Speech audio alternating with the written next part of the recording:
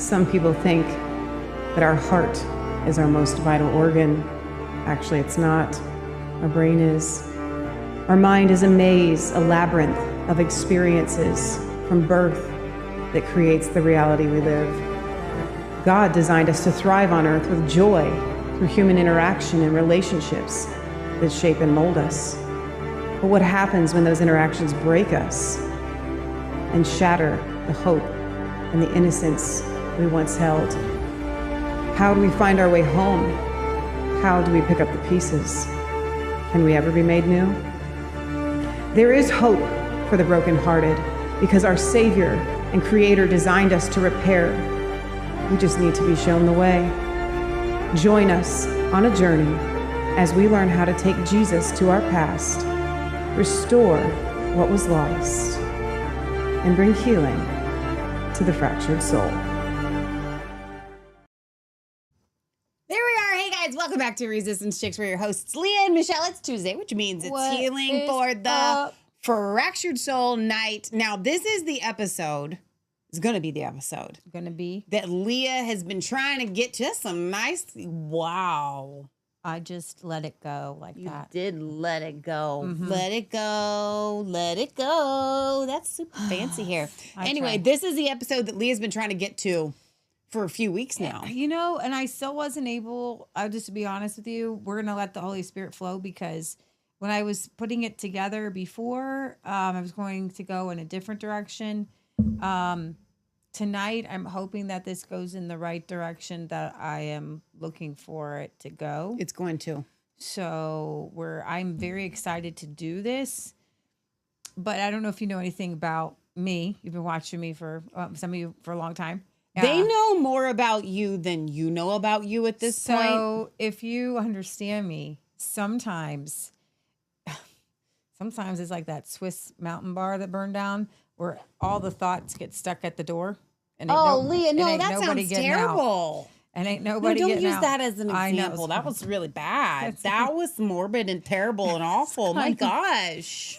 Well, okay. Are all your thoughts going to die of smoke inhalation? No, but can we do it just anytime there's a stampede of thoughts? Okay, let's just call it a stampede of thoughts. Okay. 40 some odd people have died. That was awful. We're going to continue to pray for We're going to pretend you didn't say that. All right, a couple things before we get into tonight's show. Taking care of business every day. Taking care of business. Wishing happy birthday. Happy birthday, Condi. Happy birthday to Condi. Now, I didn't get time to upload this video. These people who call themselves our friends, who Condi just so happens to have a birthday today, sent a present. The gift that will keep on giving so much pain and agony and hurt, harm to me. Mm-hmm. They sent a present in the mail today. We didn't know what it was. Mm-hmm. I kind of knew what it was. I thought it was from Dale Jones, even though Shauna had said, keep an eye out in the mail for a present. I'm going to tell you, the punchline is they sent weights. What are you trying to say? Because it's so interesting that I know you guys didn't order that yesterday, but I just find the timing uncanny here. After yesterday's debacle of Leah and Michelle trying to do Michelle trying, Leah succeeding to do the Norwegian 4x4 in the park. Follow that up by now we have a mystery object that we open up on live. So I have to do. Leah's got a whole routine and everything like that. And I'm hurting here. I'm in pain. These people on Condi's birthday did this to us. I think it's cruel and unusual punishment. But we did that live on Facebook. I haven't had time to upload it. I will.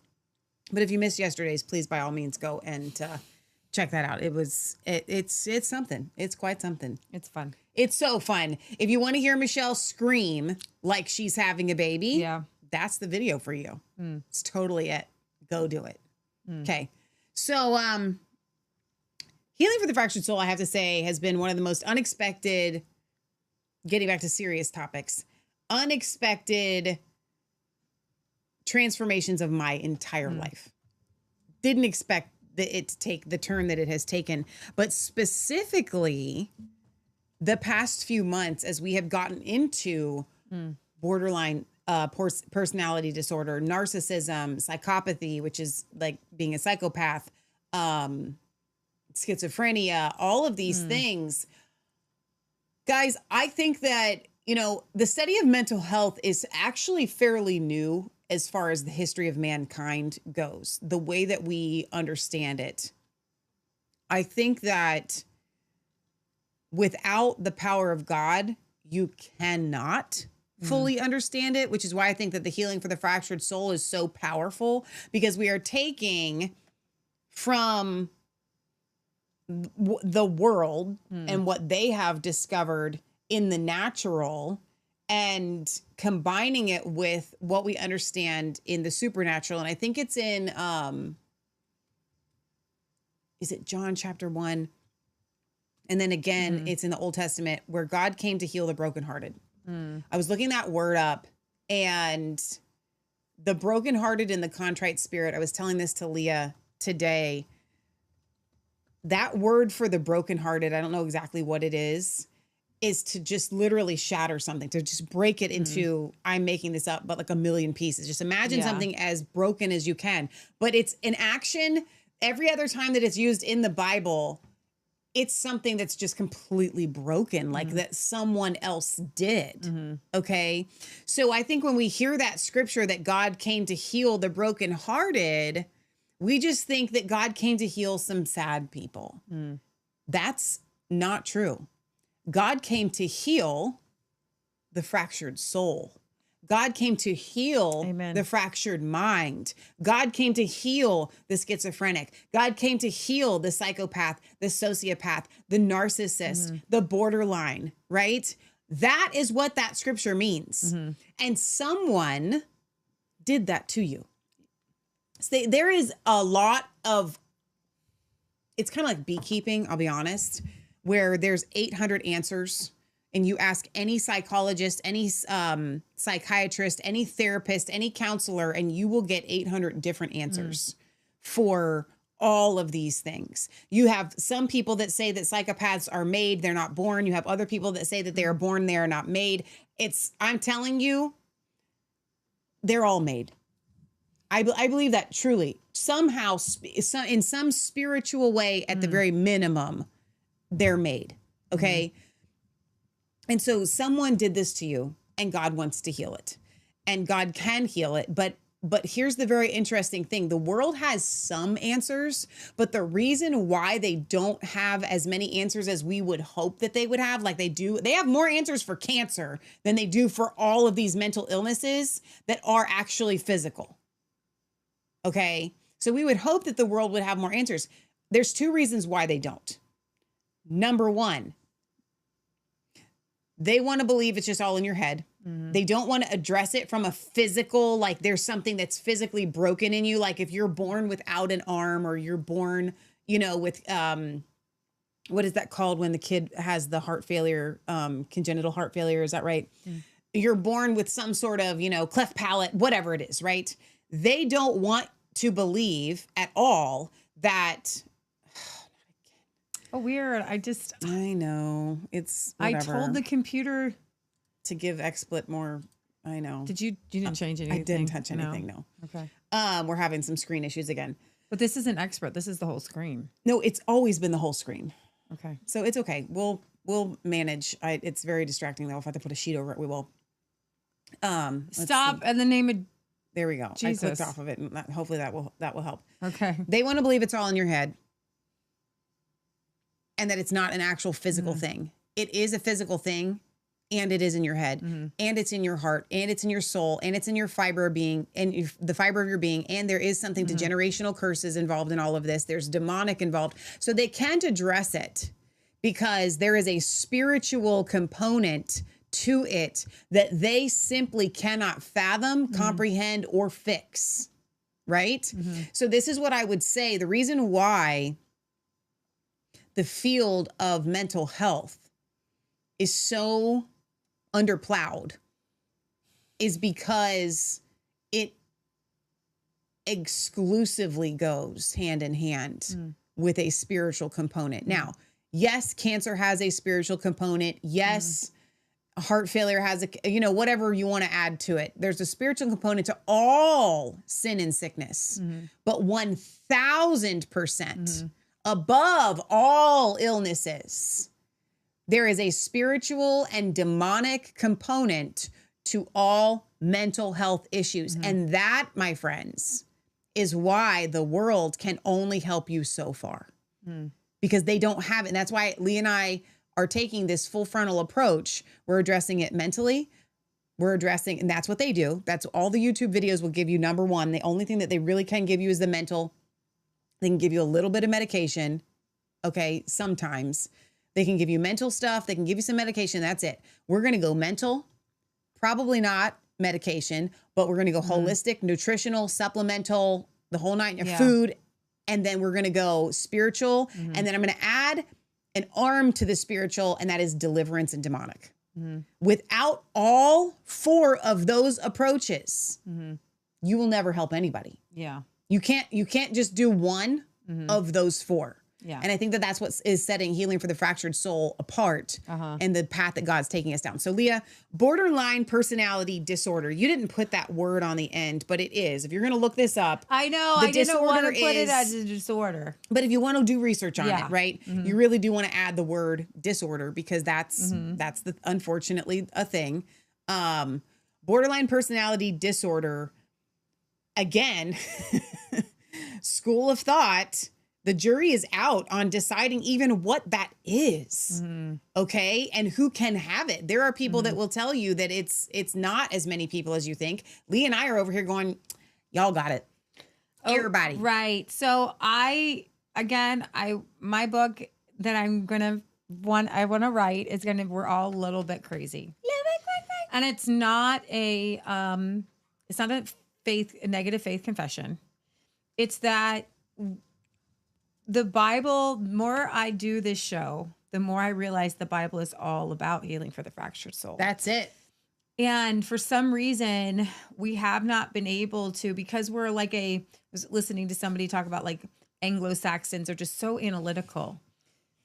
We don't recognize something very, very important. And I'm going to start with this. And Michelle's like, are you practicing for the show? It was good though. I wanted to record it. I was practicing. It's just I wanted to get this out. And these are thoughts that I'm thinking.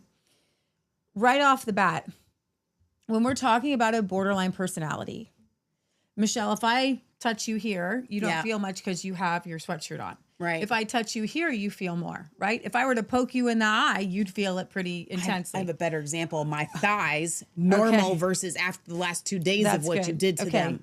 So a borderline personality has the same feelings that everybody else has. For all intents and purposes, they just feel more. They feel more, okay?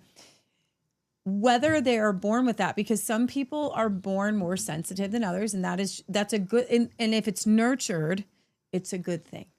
Okay. One of the primary characteristics of a borderline personality is this fear of abandonment. It doesn't necessarily mean that you are constantly in fear as an adult, but it means that it was forged in the fire of. Okay. As a child. So even an infant. So these are things, and I'm not going to go Freudian on you, because we know that a child before you're having cognitive thoughts, you're having feelings. That's good, Leah. And your feelings need to be regulated by an adult. You cannot logically talk to a baby that's crying and just say, stop crying. Because a baby before 12 months isn't no more in charge or in control of anything. They pee, they poop, they eat, all based on what you're doing.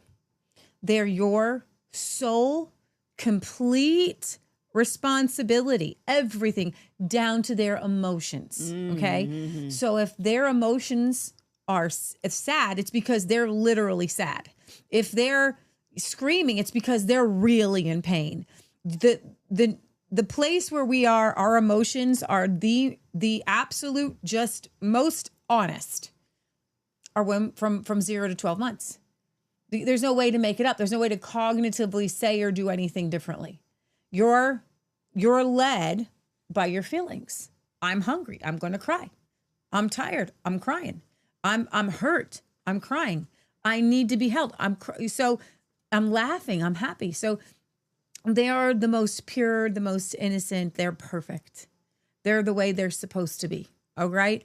And as we develop as children, if our parents are loving and attentive, then those feelings we can learn to trust our environment as it's a safe place. Mm-hmm. And if for some reason things go a little bit haywire and your environment is not safe, I'm going to put in this caveat. There are a lot of borderline personality disorder people that did not come from an abusive family. The parents loved as best as they could. They cared for them as best as they could, but they have a child, and I have a friend who had a sibling like this. They could not figure out. They thought she was demon possessed.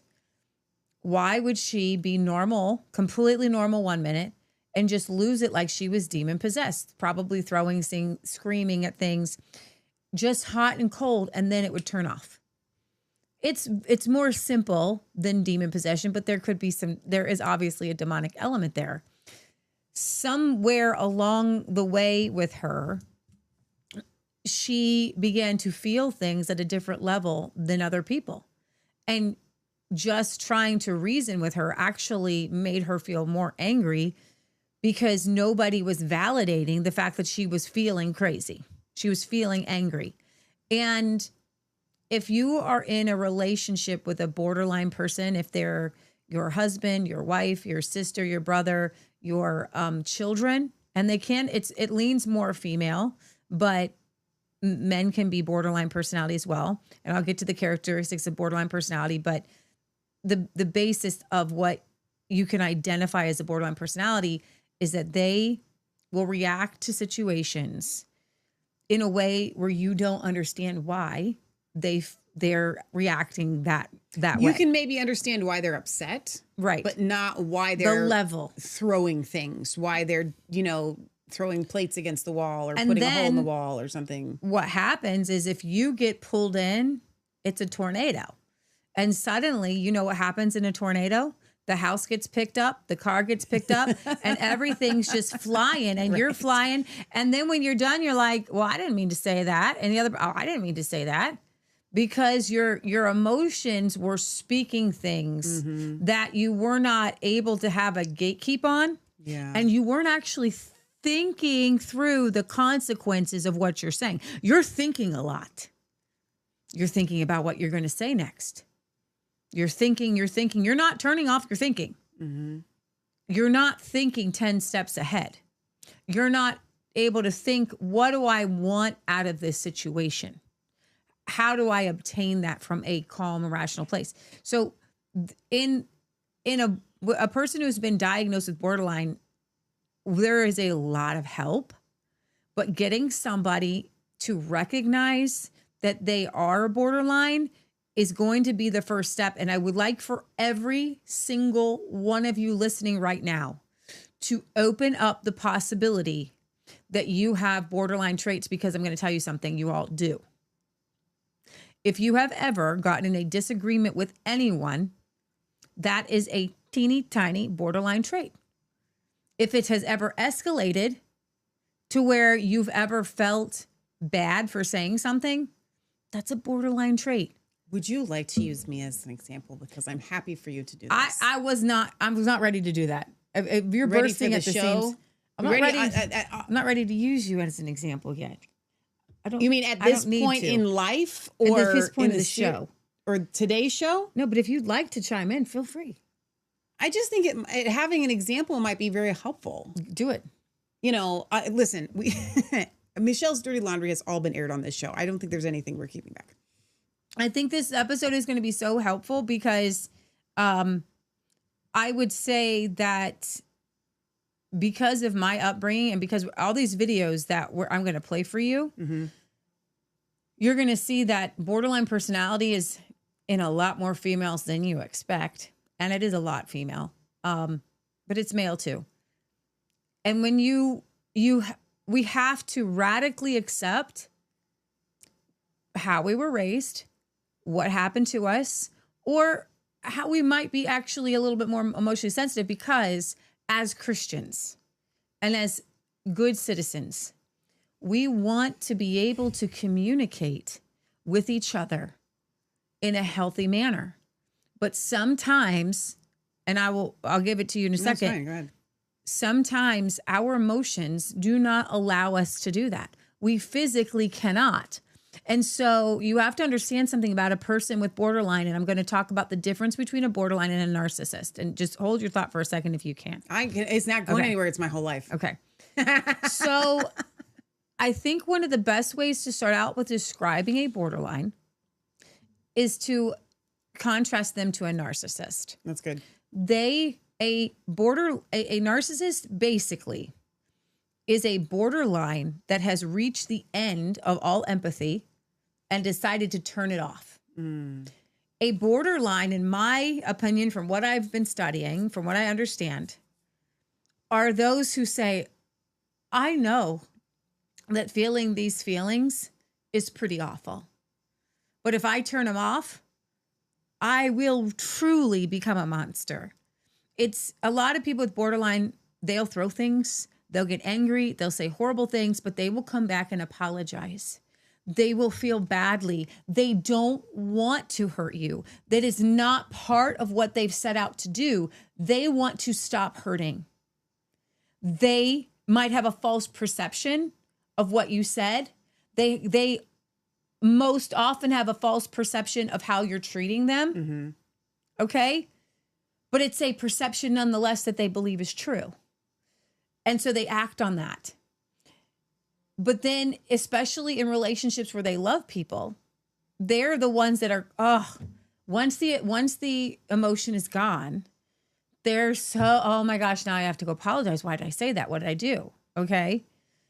That's the borderline. The borderline worthlessness, the narcissist feels superior to all the people, everyone. Mm-hmm. The borderline needs attention. They want praise because they want adoration. They need to be confirmed as a human being. Whereas the word actually admiration, the narcissist wants admiration. The borderline needs like attention. Like you're doing a good job, Sam, rather than you're the best in the entire world and the rest of the class is dumb. Okay. You see that a lot in politics. The borderline self-destructive. And so the extreme cases, so we're talking, you guys are mostly Christians, you're mostly balanced people. So if you're a borderline, it's not going to show a lot. You're just you've worked through what you don't even know is through Christianity. You've probably jumped through 10, 20 hoops of borderline personality. You're probably on the other side of so much of this. And this is what makes it a little bit more difficult to diagnose in a Christian or a believer who is working so hard on themselves and already has a desire for self-reflection. Okay. But if you're not a Christian, the borderline is going to be self-destructive. They're going to be sleeping around. They are often addicts, drug addicts. They're doing self-destructive behaviors to stop the pain, to fill the pain. Okay.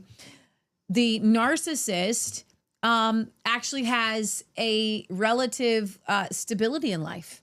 They don't need drugs. They don't need alcohol. They don't need it. They'll use it. They could be, a lot of narcissists are alcoholics.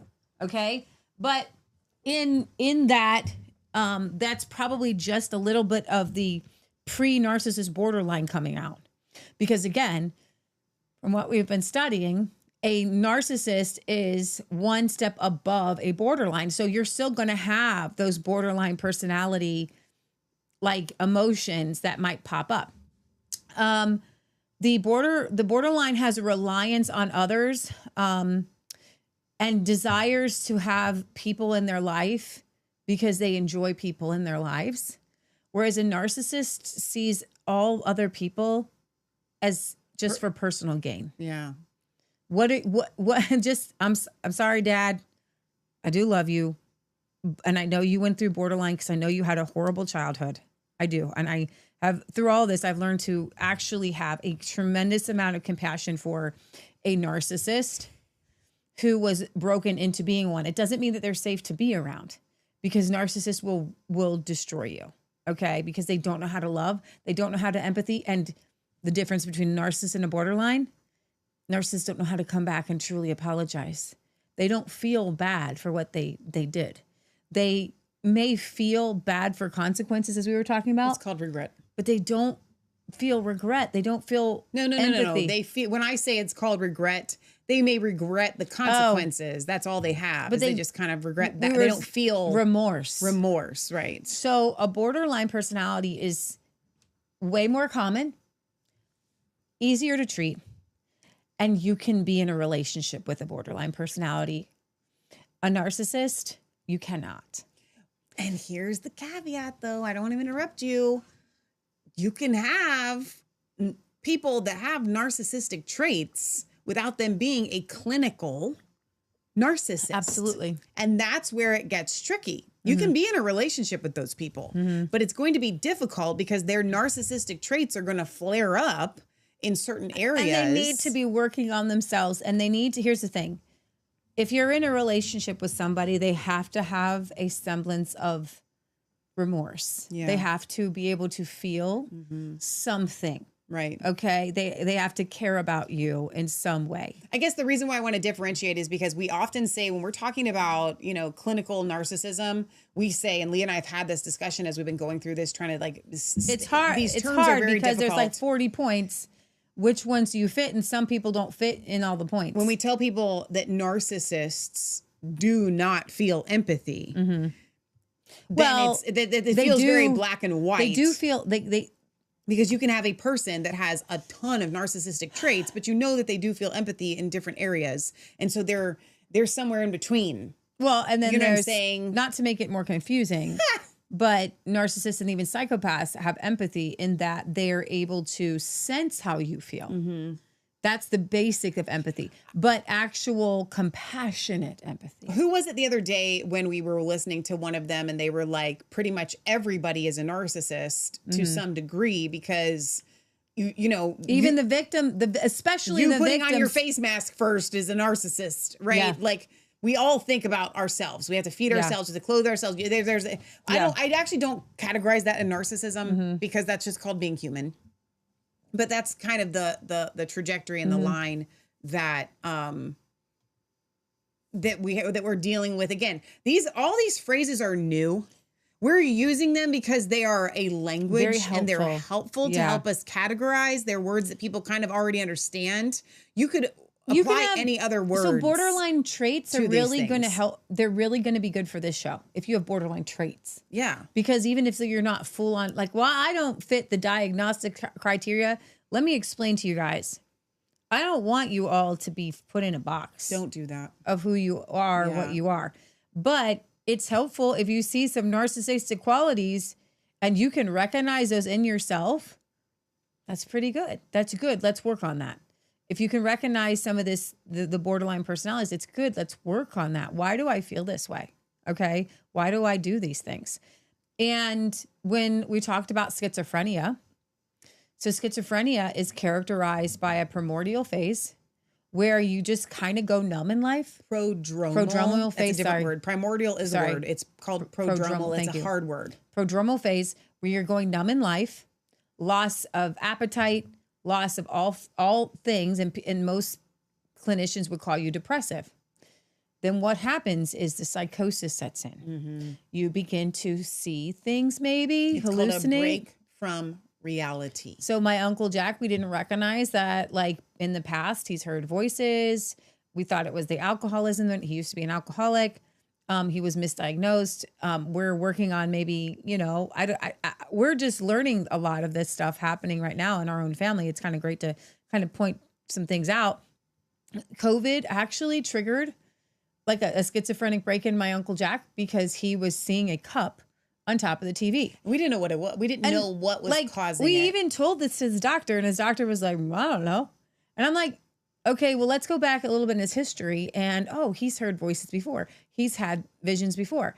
oh, well, maybe it wasn't alcoholism that was causing these hallucinations. I was able to, in talking, I discovered this, and then I brought it to Leah, and I said, Leah, Uncle Jack went through the prodromal phase in his late 30s. And that's when everything started to change for him. And we thought our whole family was like, he's just depressed. He's a depressed alcoholic. And if he had been, I don't know that he would have been able to receive help at that time anyway.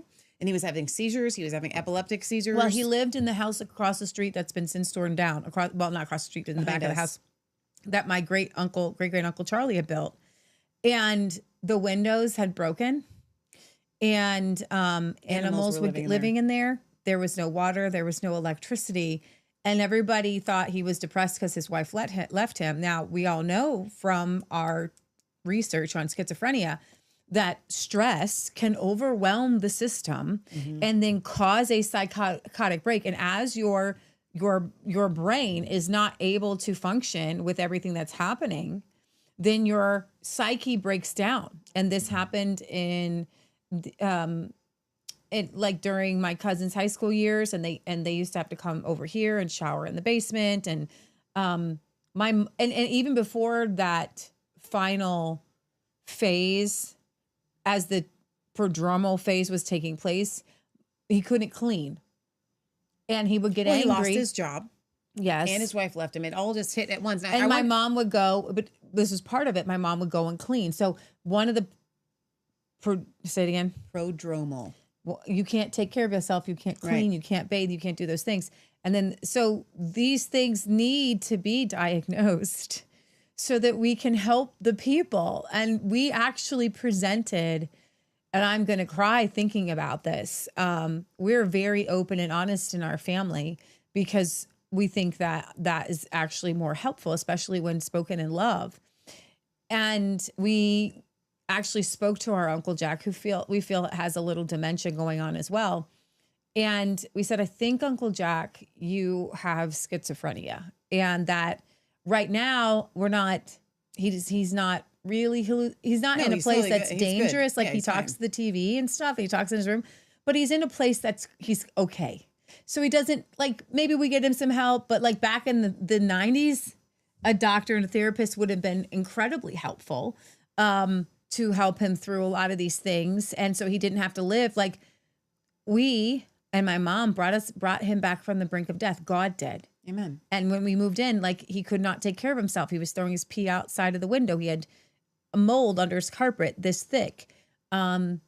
His teeth were all rotting. He was just, he was not living. And everybody said he's just an alcoholic. But alcoholism and nicotine addiction are two symptoms of schizophrenia. So I want to put that out there because we're dealing with psychological issues. And if you are just going to point at somebody and say, pull yourself up by the bootstraps, Michelle, maybe I think you can talk towards this. They can't. And even with a borderline, if you're borderline or you're dealing with a borderline, you cannot talk to them in a way that you would a normal, healthy person, because they cannot, if they don't have the tools to regulate their emotions, then they can't regulate their emotions the way other people do. They physically cannot. So they have to be given other tools, then they can. And this is the frustrating part for a lot of people in relationships, and a little bit for myself, because I'm frustrated that nobody's taught me this. I'm frustrated that nobody is teaching other people this, so you have to have a major issue, good insurance, and go to a therapist by yourself or end up on YouTube. All right, I want to jump in. So I want to make sure that this is said so that you guys understand our family dynamics. When I presented this to Uncle Jack, it was in a car ride on the way to the doctors. Very recently. It was just a few weeks ago when we first started talking about schizophrenia, and I got so excited. And I presented this to him, and he was getting out of the car, and I don't remember exactly what I said. And he goes, no, I'm just really glad, because I've always known that there's been something wrong. And so Uncle Jack is totally fine with us sharing this because this is part of his testimony. He's doing amazing. Like Uncle Jack is a walking, living, breathing miracle.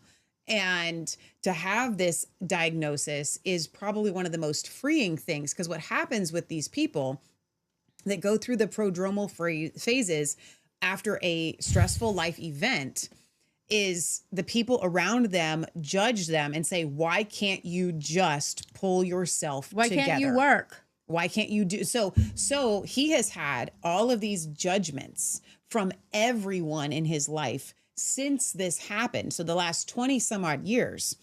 And to be freed from that guilt is a very freeing thing. And I was talking to somebody a month or so ago, and they had just gotten a diagnosis of autism. And it was also very freeing to them because they're like, wait, I'm not just a bad person that has these, these quirks. There's something wrong there. And so that's how I feel about schizophrenia. It's probably my favorite topic. It's probably going to be the Mr. Holland's opus of our lives. Like I feel like it is, in addition to all of these other things. But schizophrenia, I think I understand very, very deeply because I had a brush with it. And what I mean by that is when I'm doing our craft shows and I tell everybody that my endocrine system crashed 8 years ago, and then God gave me the recipe for the Healing for the Soul essential oil blend, I came to realize after our episode on schizophrenia, what actually happened is I was headed into a prodromal phase that if Leah had not stepped in and said, because I came to her and I said, there is something wrong with me. I do not want to live. I was depressed. I just wanted to lay around. My anxiety was super high, and I could tell like there is something wrong with me. I've never experienced anything like this in my life. This was roughly 8 years ago. So what Leah did, not only did she go into prayer, but she said, okay, full stop. Well, we recognize what was triggering it. And Stress. Here's what's very interesting is lack of sleep can trigger schizophrenic breaks. And so with our pet sitting business, we're up really late, as you can see, and then we're up very early. Yeah, so I wasn't getting enough sleep. Yeah. And in addition to that, our dogs were dying. And it was constant changing of diapers and taking them outside. And like, do we put them down? Do we not put them down? There was so much stress. And I was dealing with a very, very stressful event with my two best friends at that time. And so like life was at an all-time height of cortisol for me. And so what happens is it's usually a rise in cortisol that gets so high that your body shuts everything down. Yeah. So now you have nothing left. And what that leaves you with is depression, anxiety. You can't move. You can't do anything. So immediately, I would say after 2 months of that going on, maybe not quite, I don't know how long it was, Leah said, okay, Michelle, you're going to stay at home. I'm going to do all the outside pet visits. You stay home and just do home stuff and watch the dogs that are here. We did end up putting our dogs down. The situation with my two best friends got worked out, at least temporarily at that time. That made me very happy, actually. They got engaged and that didn't work out. But anyway, so all of these things, everything, we were able to curb what would have turned into Michelle developing, I truly believe, schizophrenia. Same exact thing happened last year because of SK after the eclipse event. So high cortisol, super high stress. Patriot Gallery had just almost died. Leah and I are getting into it. SK is stepping in, doing mind hamburger games on my brain. And he is purposefully keeping me on next to no sleep. I'm probably getting 4 hours of sleep a night, and everything explodes. Boom, goes into now God actually, and Leah's prayers and the Healing for the Fractured Soul was able, I don't know if we had started it quite then yet, but like it started in June. I was able to come out of it before. So now that we know, what makes me so excited, like I said, I know we're talking about borderline, but what makes me so excited about the schizophrenia is I want us all to be aware of the warning signs and the things that can cause it, because it's really important when a child gets vaccines, those are bad. The worst thing for a child is when they have a reaction to a vaccine, they go to the doctor prescribes antibiotics and it kills all the gut bacteria in the child's gut. And then they end up with autism because of what happened in their gut. And they suffer with that for the rest of their lives because of these events. Schizophrenia is much like that. You have an event that can then cause you to have it's not a disease, but a mental disorder for the rest of your life, for something that could have just happened to anybody. Okay. So it's really important for me, because I have been on the edge of it twice, for everybody to understand what these risks are. Now, back to the borderline. I know that I have, especially been in the past, probably very clinically diagnosable as borderline personality disorder, starting when I was a very young child. Again, this is done to you a lot of times for various reasons. I didn't have the same connections that you should have as a parent regulating the child that Leah was able to have, with my mom being there all the time. Okay, because I was only with my mom for the first like 6 months, and then I was with my dad a lot, and my mom ended up going to work. And so I developed different, Leah's going to get into this as far as this fear of abandonment goes. I felt that way with my mom my entire childhood. So last year, like the year before, almost 2 years ago, actually, we're in January now. When that happened, Michelle was on a schizophrenic break, because what is happening with a schizophrenic break is that you are, and it can be caused, like, have you ever heard that? Like, you're going to make me go crazy. Yeah. So SK and an abusive psychopath can make you into can bring on things like schizophrenia, can bring on these things, like make you go crazy. Or it can bring on a psychosis, which is a break with reality. That's not necessarily schizophrenia. So like you're hearing and seeing voices, but you have broken with reality.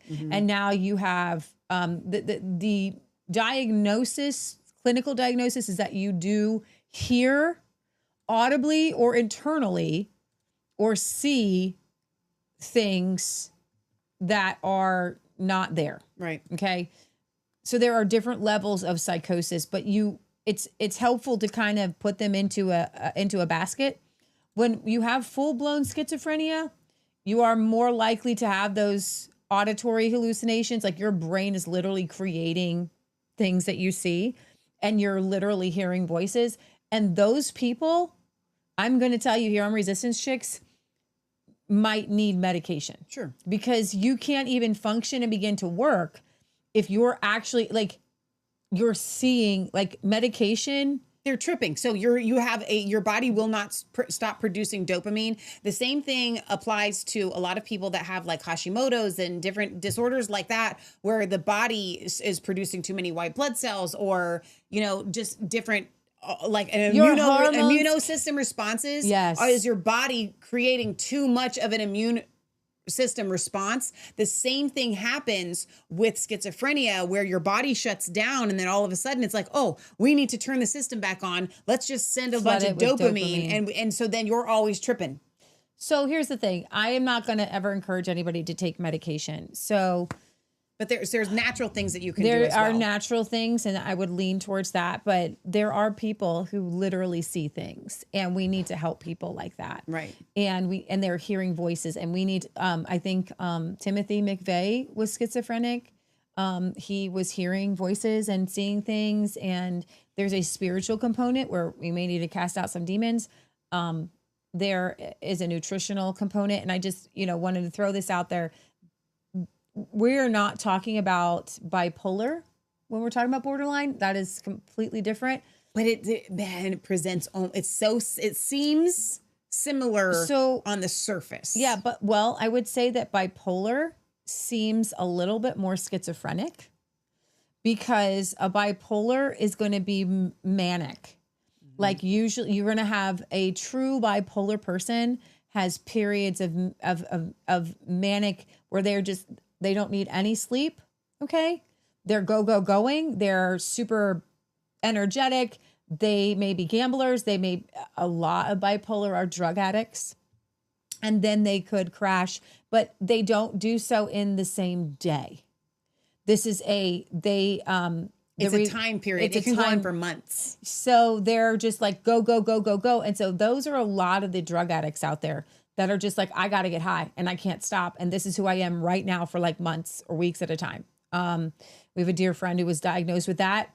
They actually took a trek into the Canadian wilderness and just in the cold, almost froze to death, and like was then reset their system. It was like, I need to come back to reality. I need to come back to my family.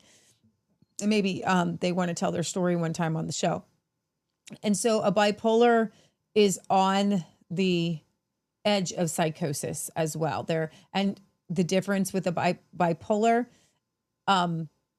and a borderline is the borderline could flip on you and get super angry, and then they're good. They're switching. They're switching and splitting in their personality 10 times in a day. When we use the word psychosis, just translate that to break from reality. But a bipolar is going to have more of a permanent break. It's like they're just going to Vegas and we're doing this for a month, right?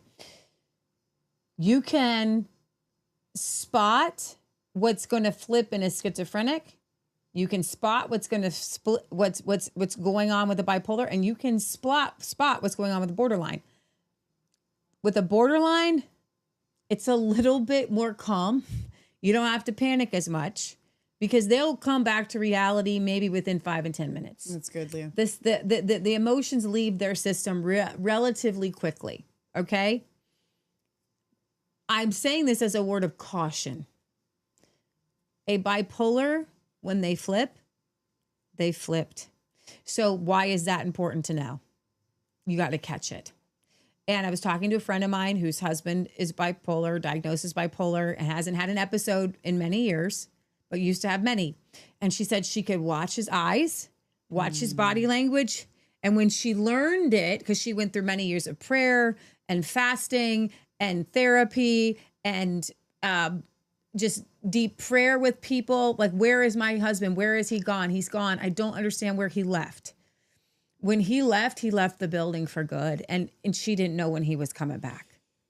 But they learned to identify when he was getting ready to leave the building. And as soon as they could identify it, they can stop it. That's good. Okay. And since then, he still has some mental breaks of fear and anxiety, but they're stopping it from when he still could leave the building, but he hasn't because they learned to stop it. The same thing you can do with the schizophrenic. It's a little bit harder if they're full-blown schizophrenic and they have the psychosis and maybe they become angry at you and persecutory towards you. That's going to be difficult. Prayer is going to be your number one thing. There's a lot of nutrition for schizophrenic, and I know we're talking about borderline, but I'm throwing this out there while I have it. Niacin flushes in the morning and in the evening. If you can get them to take some brain nootropics, like there's a new one out called Brain Awake. What you're trying to do is keep the brain working. That's good, Leah. Okay? Because what's happening is the brain is like a clock and it's tick, tick, ticking, and then it's missing something. And then it gets off of the rhythm. And that's schizophrenia. So if you can keep the brain physically in rhythm, you don't necessarily need to be on an anti-dopamine, like a dopamine suppressant. There is cognitive, and I'm reading a book right now on cognitive behavioral therapy for those who can recognize their schizophrenia and they've been diagnosed and they want to make a difference. Like if you can talk to someone like is his name John Nash? Mm-hmm. John Nash in a person, and you can convince them that they have it. Even when they're going through the schizophrenic break, it may take a few times. When they come back to reality, if you can talk to them and say, listen, you had a schizophrenic break, the delusions that you're happening, they may not be real. They may be. They may not be. Will you work with me to help you discover if they're real or not? Okay? Because you cannot tell a schizophrenic that their delusions are not real. Mm-hmm. Okay? you've got to find a way. And they have in the UK, they have CBT, and it's working so well because they're helping schizophrenics to see and understand For themselves. whether what they are feeling and believing and experiencing Is real. Am I being followed in the mall? Okay, so how do I feel when I'm in the mall? What is my anxiety level? All right. And how did I do today? Or what's the consequences of me feeling like I'm being watched all the time? Okay. So we're gonna work on the schizophrenia. Now back to the borderline, because I kind of wanted to put those three will overlap. So borderline overlaps with bipolar and narcissist, and schizophrenia overlaps with bipolar. Does that make sense? They also, in another way, look like dissociative identity disorder. All of them do. Which is multiple personalities. So, and the reason being is that dissociative identity disorder can be its own standalone thing to when you were broken as a child, you began to have a full-blown personality develop with different aspects of your mind. But with DID, dissociative identity disorder, you can have some that are schizophrenic, you can have some that are bipolar, and you can have some that are borderline. And so we've got to encompass and help each personality deal with. And so it's a much more complex, but it's a much more beautiful part of a person because I believe that a DID person, from what we understand, are some of the most highly intelligent people on the planet. Meaning it takes a lot of brain power in order to do what they do. Exactly. It takes a lot of brain power. So when a dissociative person begins to integrate back in, they are amazing. They can do so many things. It takes a lot of brain power to actually dissociate. Otherwise, if you don't dissociate, You'll go crazy. You go crazy. You develop the neurosis. You develop a lot of these things, and you become, in my opinion, dissociative identity is a self-protective mechanism from God to keep you from becoming the abuser, from becoming the perpetrator. That you take the pain and the frustration and the anger and you split it off into different parts so that they never come back together. So you don't, and you'll notice this, most DID patients are nonviolent. They're not the ones you see on TV. The borderline is more likely to harm you than DID. Mm-hmm. And borderlines aren't likely to harm you. They're more likely to harm themselves. Schizophrenics can harm you, but not even really. You're looking at the narcissist and the psychopath, because those two are the personalities that lack empathy, and you really have to lack empathy to harm, right? And so what's happening in an abused person, which is DID, is 100% created by a bad childhood. 100%. Like you're not born with it. It's 100%. So that's why they don't treat it with like medication or anything. It's normally like therapy. Borderline, you can actually be born with higher sensitivity that if it's not curbed and nurtured, then it's not necessarily your parents' fault. And same thing with schizophrenics. You can have a great childhood. Normal. That's what I'm getting with. It's super important to understand with schizophrenia. It can happen to anybody. Mm-hmm. It can literally happen to anybody. And it's not because of your parents. Like right. your parents. It can be. It can be though. Your parental upbringing is probably going to create another kind of personality disorder, not necessarily schizophrenia. Is literally just, and I can boil it down to you very simple: high stress, unmanaged, that goes into the prodromal phase of depression, and you don't get treatment, you don't get help, you don't get any ease from that, can turn into schizophrenia and psychosis. And it develops like high school and on once you've got a level of autonomy. Mm-hmm. So DID can happen as a child, borderline can happen as a child, and bipolar can happen as a child. Okay. So that's kind of the basis of understanding the differences. I want to a little bit more with the borderline versus narcissism because they are sisters. One is evil, one is good, and when you're dealing with a borderline that seems to be malignant, you could be dealing with more of a narcissist. And so I was watching an interview with a guy.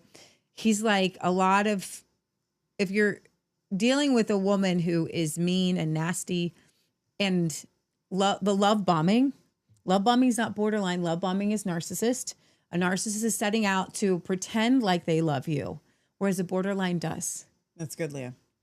A borderline wants to be there with you. They just have their own emotional dysregulation that makes sometimes them say, I hate you. I never want to see you again. Don't leave me. Mm-hmm. Okay. And you could end up with divorce papers from a borderline. And then they're like, I don't want to do this. I didn't mean it. Right. Whereas a narcissist is just looking out for numero uno. Right. Borderline patients may gravitate towards impulsivity, self-harm. The cutters are not narcissists at all. The cutters are all borderlines. Engaging in intense relationships. Borderlines, I'm not going to say they're all this way, but you probably like them. They're probably really nice because they enjoy being nice. They enjoy relationships. They will have, though, once they've tested you, once you're in a relationship, those relationships, especially without God, especially without Jesus, are very unstable those intimate relationships. Constantly unstable, ever shifting. They don't know what their self-image is, a sense of personal identity, frequent mood swings, emotional dysregulation. They will dissociate. A feeling that your body or reality isn't actually real. An intense fear of abandonment, which seems to create unhealthy defense mechanisms that aim to avoid or eliminate potential abandonment. They appear needy and clingy or in need of constant validation. BPD tend to swing from idolizing someone and adoring someone they love to just hating them. You could just write them a love note and think that, oh my gosh, this is the most awesome person in the world. And then they forget to load the dishwasher. And then they kind of don't really care that they didn't do that. And you start going back and forth. And then I hate you. You just wrote them 5 minutes ago a love letter. Okay. This is not making sense, but to them, it makes perfect sense. They also report feeling completely empty and alone at times. Some report low self-esteem, unworthy. A narcissist has no genuine desire to connect with others, and there's no underlying fear of abandonment. The root of narcissism is a fear of unworthiness and a very fragile ego. They have grandiosity, a sense of being superior to others, along with manipulation and exploitation. You may feel that the borderline is exploiting you, but they're not trying to. The narcissist is literally trying to get just get something out of you. Okay. Beliefs are rooted in being more special, superior, attractive, and important. Inability to understand or relate to others' needs or feelings. An inclination to exaggerate achievements, talents, and personal events. An expectation for unwarranted or consistent praise, admiration, and favors. Again, reminder. This is the narcissism. We just shifted. We're talking about narcissism. I'm trying to contrast here. Finding it easy and pleasurable to take advantage of situations. That is not a borderline. Borderlines are not on that kind of edge of psychosis where they want to hurt people or want to take advantage of people. That's not the MO. That's not their problem. That's not other people have these problems. That's just not necessarily the problem of a borderline general person. All right. Obstacles that they share though. Emotional dysregulation, interpersonal relationship turmoil and instability, an intense need to be approved of and accepted by the people around them, maybe have some impulsive behaviors, and a dual mental, they can have some different, issues like substance abuse or depression. I want to insert something there because I don't, whatever Leah has in store for the show, that's fine. I can give you my story in another time, but since I know it, I want to insert a couple of caveats of examples for you guys to understand when they say the things that overlap as far as this need of being approved of by others. In my personal experience of the borderline version of that, never existed with anyone other than Leah and kind of my mom. So I have had a constant need of Leah thinking, and I've grown out of this. Not I've healed out of it. I should think is a better way of putting it. But at the height of, like especially my younger years in my 20s and my 30s, a lot of the things that would trigger me were when I felt like Leah didn't see me as an equal, as smart enough, as spiritual enough, all of those things. So I didn't have a need to be approved of so much by all of these other people like a narcissist would. Like everybody that they encounter, they just want, people to think the best of them. Mostly, I haven't really been able to even identify that because most of the time, I'll just be honest, everyone has always loved Leah and I. I've never had an issue. Like everywhere we go, people are always like, wow, you guys are so, nice and kind. Because of who we are.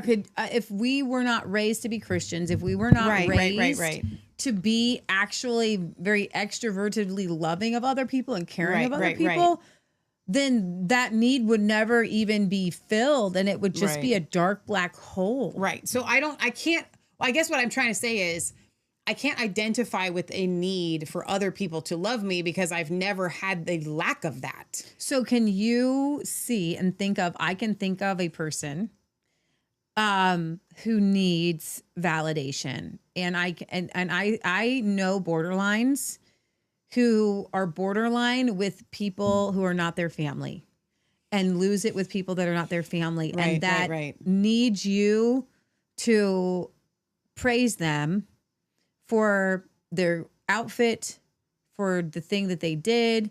And they don't need it in a narcissistic way. They just really need validation. Oh, your Christmas decorations look really good. They can actually breathe a sigh of relief if somebody tells them that. Sure. Because they're kind of on edge. Mm-hmm. And they're constantly in need of that. And it's a awful place to be if you are a borderline. And we're going to get into this tonight. I feel very emotional this evening for people who are borderline, who do not have... Jesus? Yes. Loving family? If they don't have a stable person, because I did not know this, especially even until today when I was researching for this episode. This is going to sound counterintuitive because you don't want to be in a relationship with a narcissist. Yeah. I know two female people. One stuck a knife in herself 3 inches deep and had emotional instability as a teenager. She's borderline and we didn't know it and her parents didn't know it. We didn't know what to call it. They would just call us asking for prayer and thinking it was a thing, like a family friend had recently died and she was screaming in the kitchen and then she just took the knife and just stuck it in herself, right? That is unfortunately, and we want to do this and we want to have borderline awareness, because if we don't help some of these borderlines, especially high school girls are very, especially recently, are idealizing suicide. They're cutting. Why are they doing this? I believe they're doing it because their moms are working and their moms weren't there to regulate their emotion. And they have this intense fear of abandonment that they don't know that they have. And this person who she was really close to, this girl that I knew from in high school, that, she wasn't trying to kill herself. Borderlines necessarily aren't always trying to kill themselves, but they do want to end the pain. And lots of times they think, well, maybe if I just end myself, it'll end the pain. So this is a very serious topic to talk about. When we prayed for her, we met her in person, and then I was shocked because I didn't understand how borderline worked to see her married and happy, and all those emotional swings were gone. And then I have a friend whose sister was borderline, and we didn't know this, but now I can diagnose her very easily as borderline because she had these just swings of anger and frustration, and the parents didn't know what to do, and my friend didn't know what to do. And she married, and her sister's like, we get along great. She's fine. I actually have proof that in many cases, what a female borderline needs is a stable male to say, I'm here. As if that man was raised in a healthy environment, Yeah, that's good, Leah. he can actually be that emotional stability. This is why it's not good, not just for men to be alone, but particularly, and I say this as a single, as a single female who desperately would love a strong, healthy male to balance me. You get Jesus. Yes. And then we're going to talk about that tonight if you don't. But it is very true that and I've got 4 couples tonight actually on one video. Awesome. With 4 women who are borderline, with 4 husbands who did not know what to do about their wives, but they wanted to work it out. Yeah. And so that they have been working with the borderline wives, and the borderline wives have been working, and they find what works for each person. And because I Googled this, I said, is it a thing for younger women who are borderline to get married to a stable man and then their borderline personality go away? It's 100% a thing, because you can actually as you grow older, the borderline personality does mellow out naturally. Even it'll come back, and schizophrenia actually can come postmenopausal because of hormones and things like that. And it can be re-triggered if you're not in a stable relationship. So I recognize, and I know all of your comments, and I feel for you ladies who your spouse is not that guy. And you maybe you're borderline, and maybe he made you borderline. Okay. And so you are the woman throwing the pan at the refrigerator like Matt's mom used to do, because she's just so frustrated, and her husband is a narcissist. If you're married to a narcissist, I'm going to tell you something. You might be better off divorced for your own mental stability, because that narcissist is going to continue to, and I mean a full-blown narcissist who cannot and is incapable of loving at all. Like that's a demon, basically. So you need to be able to at least find a stable love for yourself with God. And I'm going to give you some of those tips as well. So I thought that was incredibly interesting, that a borderline, and I have a clip. I don't know which one it is. I don't have any of your tabs up yet, because I wasn't sure if they were all up yet. Go ahead and bring them up. They're all up. Where a borderline actually needs a stable relationship to get healthy. And I didn't like that. I think that... Well, that's without Jesus. I think that, here's this one. BBT, recovery requires good relationships. Okay, yeah. Hang on. I have to switch screens and everything because I don't have it ready. Okay, so no hurry. As a Christian, we have a tool belt that the world doesn't have. That you have Jesus. Wait. What? We froze. No, we lost audio. Hang on 1 second. Let me make sure that the audio is back here. Hello? No, it's not back. Wait, no, it's just frozen. The audio should be here. There we go. We're back. Okay. Let me see if it's, let me check on the audio here real quick. Okay. So with Jesus, and I want to put this caveat in, because I don't want you to feel like you have to have a stable relationship. And quite frankly, it feels a little bit selfish. Yeah. That you would require a stable relationship. Yeah.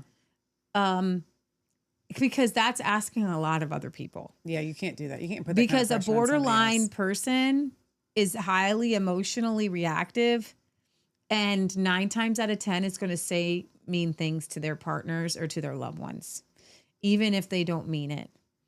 So if you can handle that for a little bit, or if you are the blessed couple that just getting married fixes your female partner, that's great.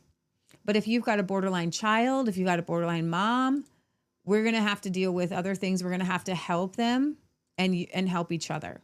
All right, are we ready? Mm-hmm. Deeply and profoundly believe that without a network of relationships, it is impossible for an individual for borderline personality disorder to adequately recover.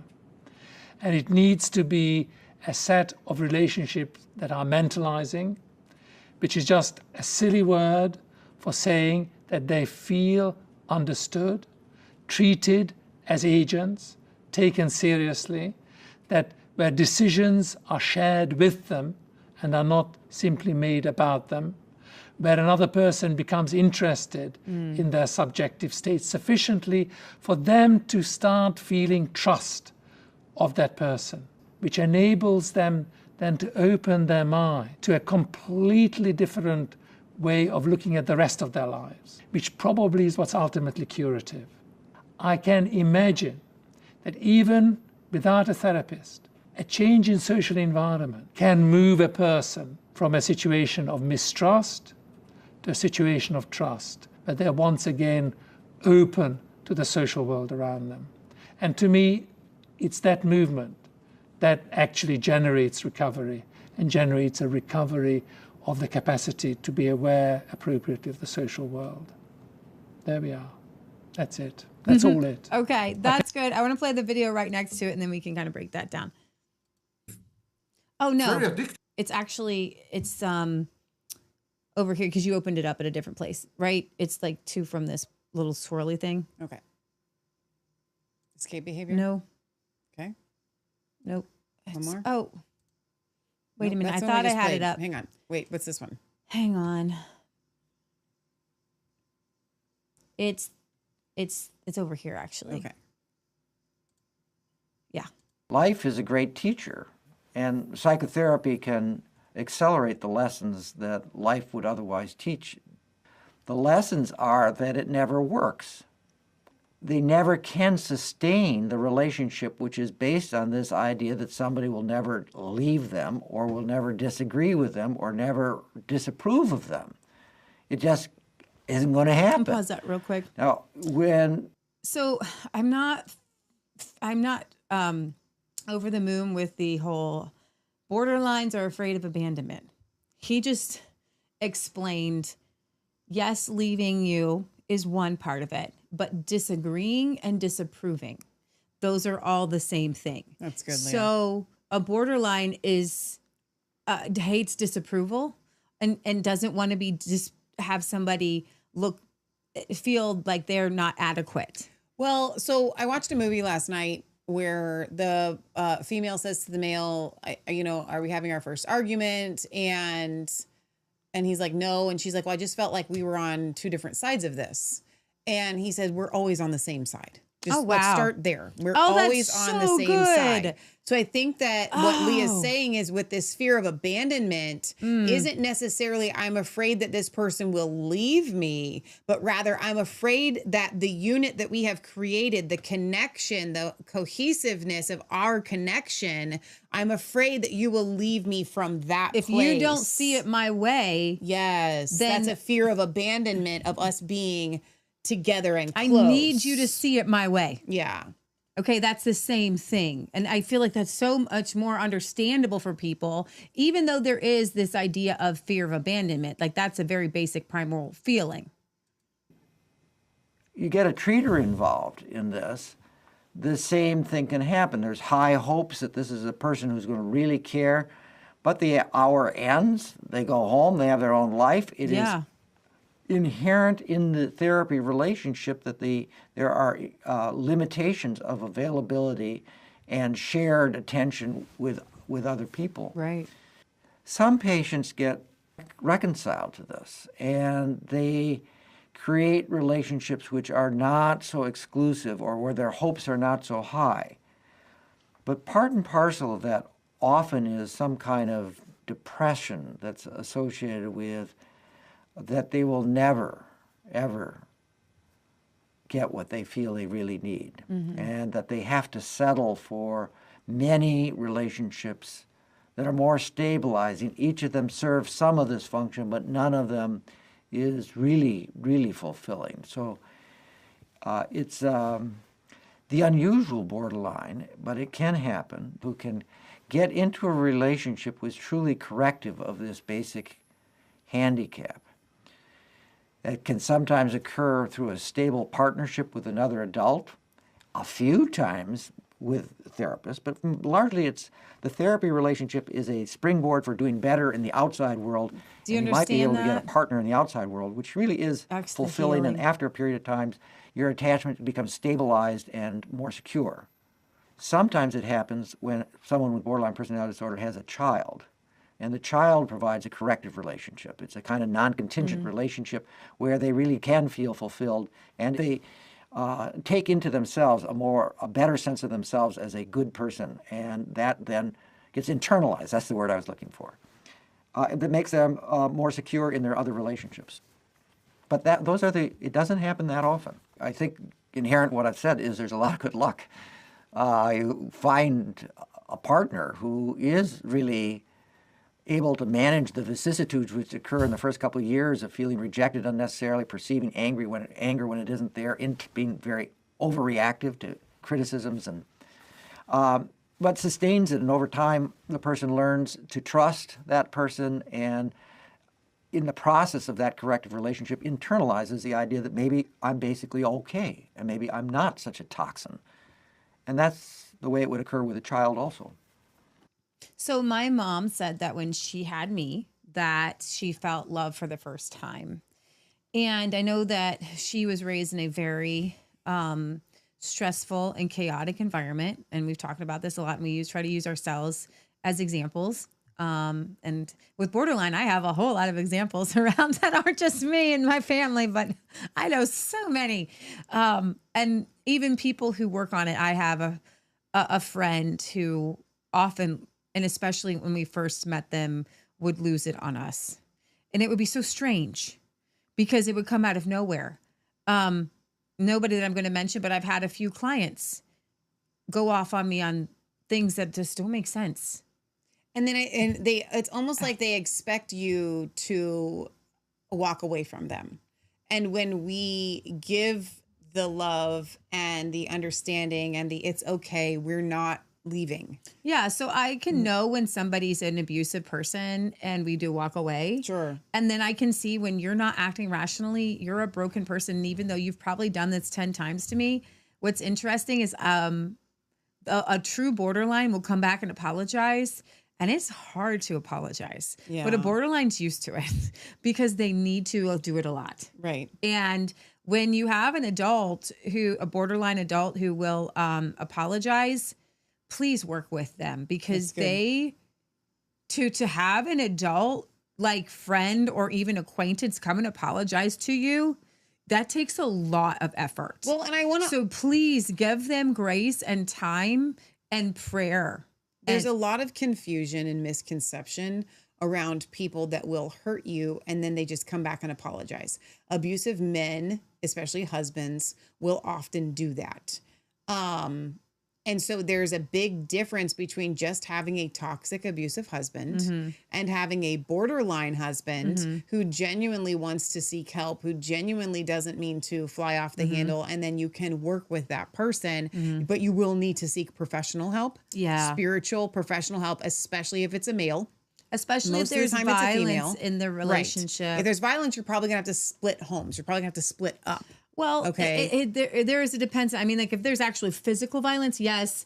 If somebody threw something, I guess what I'm trying to caution some of you is that just because I think a lot of you are like, well, I've known people who they'll do this thing and then they come back and apologize and they're just manipulating me. Yeah. Those people exist. But that's not what we're talking about here tonight. We're talking about people who truly feel remorse, are mortified that they acted that way, that hated that they acted that way, and are genuinely sorry that they acted that way and don't want to act that way again. So borderlines tend to feel like they are monsters and there are different levels of borderline, by the way. There are different kinds. So there is one very specific, easily identifiable borderline, and those are the ones that lose it. Get angry and yell, throw things. There are 4 kinds. There is an internalizing borderline that yells at self, that hurts self, that doesn't have somebody to yell at. They're more likely to be your cutters. Okay? They are internalizing their frustration and anger at themselves. they're just self-mutilating in their thoughts. And that is a different kind of borderline. But if you push them far enough, it will come out at you. And they will tell you the things that they think about you when here's the thing, a internalized borderline still has the love-hate, but they don't vocalize it. Right. So when they get a chance and they blow up, then they're going to tell you the things that they have felt in their brokennesses, and they will tell you, I'm leaving. They will tell you, I hate you. They will tell you, I should have never been in a relationship with you. They will tell you the things that they hammer you with silently. So that's another kind of borderline. Let me read some comments and then we'll go to Leah's next video. R.H. Wagoner says, my daughter is spot on borderline. She's been to all these treatments, etc., over the years, and 0 counselors have diagnosed her. Oh. And then Chris says that often psychologists hold off on the label of borderline because it is like a death sentence for the suffering people to find future therapists who are willing to be in the long process of healing borderline personality disorder. You know, that's interesting because there are 2 sets of thoughts, and I guess I tend to gravitate to the answer thoughts because actually borderline is the easiest to treat. As far as narcissism, psychopathy, schizophrenia, depression, anything. bipolar. Because a borderline necessarily is not... well, they haven't had a break from reality. Right. They are not in psychosis per se. You can talk to them once they're down. Exactly. They come out of it. And they recognize that they have fits of anger. Exactly. And so they're actually the most sound-minded of all the mental problems. It's very difficult to treat these other people because a lot of times, because they're in literal psychosis where they have a break from reality that they live in, you can't really, and they believe it. So when I say that someone has a break from reality, I need you to translate it like this. They believe that their reality is as real as you believing the sky is blue and my name is Michelle. Like they know it in their knower. Like they know it beyond, like, I am telling you, the CIA has tapped my cell phone. Yeah. And maybe they have. But I'm telling you, like this one guy that I was best friends with John Lennon. He wasn't, right? That was one of the schizophrenia. I think it was John Lennon or something like that. Episodes that I watched, like name something, whatever it is that they believe, the John Nash, right? The aliens are helping me. Okay. So you can't tell them that the sky is not blue, just as much as nobody can tell me that the sky is not blue and my name is not Michelle. You're not going to convince them of that. They believe it. That's called psychosis. That's the break from reality that you can't tell them out of it. Now, if you can get one of these people when they're not in a break to understand that they have breaks, then you can use things like the cognitive behavior therapy to help them and the DBT to help them to see when they're having a break. That's different, but only they can discover for themselves the things that they are seeing. So that's what we're talking about, a break from reality. Borderline personality disorder does not have the break from reality. They have a break from self-control, right? A very clear break from self-control. And that they have remorse from. And they come out of it very quickly. And that's when you can talk to them and really work with them. So when Leah says it's easier to deal with them, that is why. It's very, very difficult to deal with people that are in psychosis, which is a break from reality. Yeah, no, that's really good. Let's go to the TED Talk that I liked with, if this might go to your question. I thought I had this one up, my TED Talk one. Where is that? Wicked Psych says, who said people need to feel good all the time? If you feel uncomfortable sometimes, doesn't it mean you are paying attention? I think it depends on the feeling, but yeah, it does depend on the feeling. And I do agree with that. We're not supposed to always be basing like, how do I feel? Right. Right. Let's go ahead and do the father of borderline. That was right there. All right. Let's do this one. You want to start from the beginning? Yes. To kind of talk about what's the diagnosis of it? In psychiatric jargon is called 3 different phenotypes, 3 different sectors of psychopathology. The first, most discriminating, and most discriminating involves the interpersonal relationships. Borderline patients have intense, unstable relationships marked by shifts between idealizing someone and devaluing someone, and marked by vacillation between over-involvement and dismissal or under-involvement. They also have fears of abandonment, which are and fears of rejection, which is an associated feature, which are the phenomena reflecting a real fear about being alone. Some, including myself, feel that is really where the core of this disorder is in the interpersonal area. A second major sector of psychopathology has to do with affective lability, or emotional dysregulation as it's become identifiable through dialectical behavior therapy. But this includes a tendency towards angry outbursts or inappropriate anger. Many patients will say that they're always angry or that they can't control their anger. Mood changes that you could say are something that might characterize people with bipolar disorder. But I had a friend in high school, and he said that he was always angry. And then he went to Rhema with us, and we all went to go visit him. And we showed up, and he was so angry that we showed up unannounced because we had no cell phones back then. I had no way to have his telephone number. He was one of our best friends in high school, so we show up at his apartment, knock on his door. High school or college? It was Adam. Oh, yeah, okay. And we went to Adam's, and Did he say he was angry all the time? Yes, he Okay. did. No, and he said when we were with him and talking to him, he was like, "I've worked on that. I've overcome being angry all the time." Yeah. But the whole time I'm talking to him, we left that meeting with him. It was felt like a meeting. Here I am meeting up with this kid that we love, that we hung out with. It was just, oh my gosh, you're going to Rhema? Let's go visit. That's not why he was angry, though. Oh, it was his girlfriend thing. We didn't want his girlfriend. We didn't want his girlfriend. Yeah, or something. that But whatever was- it was, he was still borderline because he lost it. And he had I was like, dude, you still have your anger issues. And then when we tried to explain a situation, like he still had it. He still had this anger. And so it's just very interesting because that is one characteristic of a kind of a full-fledged borderline. And here's the thing, he came from a wonderful home. His parents really loved him, but you can actually be too spoiled into borderline and narcissism. in borderline patients, it characteristically involves feelings of anger and is characteristically very reactive to a social context. It's not like the moods change because of some internal clock that is pushing the moods back and forth, but is very responsive to the social context and in particular to adverse interpersonal events. And a third part of that affective picture is emptiness. Not all borderline patients will describe it. Those who do describe it, it seems in listening to life histories as if it's something that developed as a result of a long-standing sense of being neglected, so that there's an inner emptiness like a hungry child who has not been fed enough.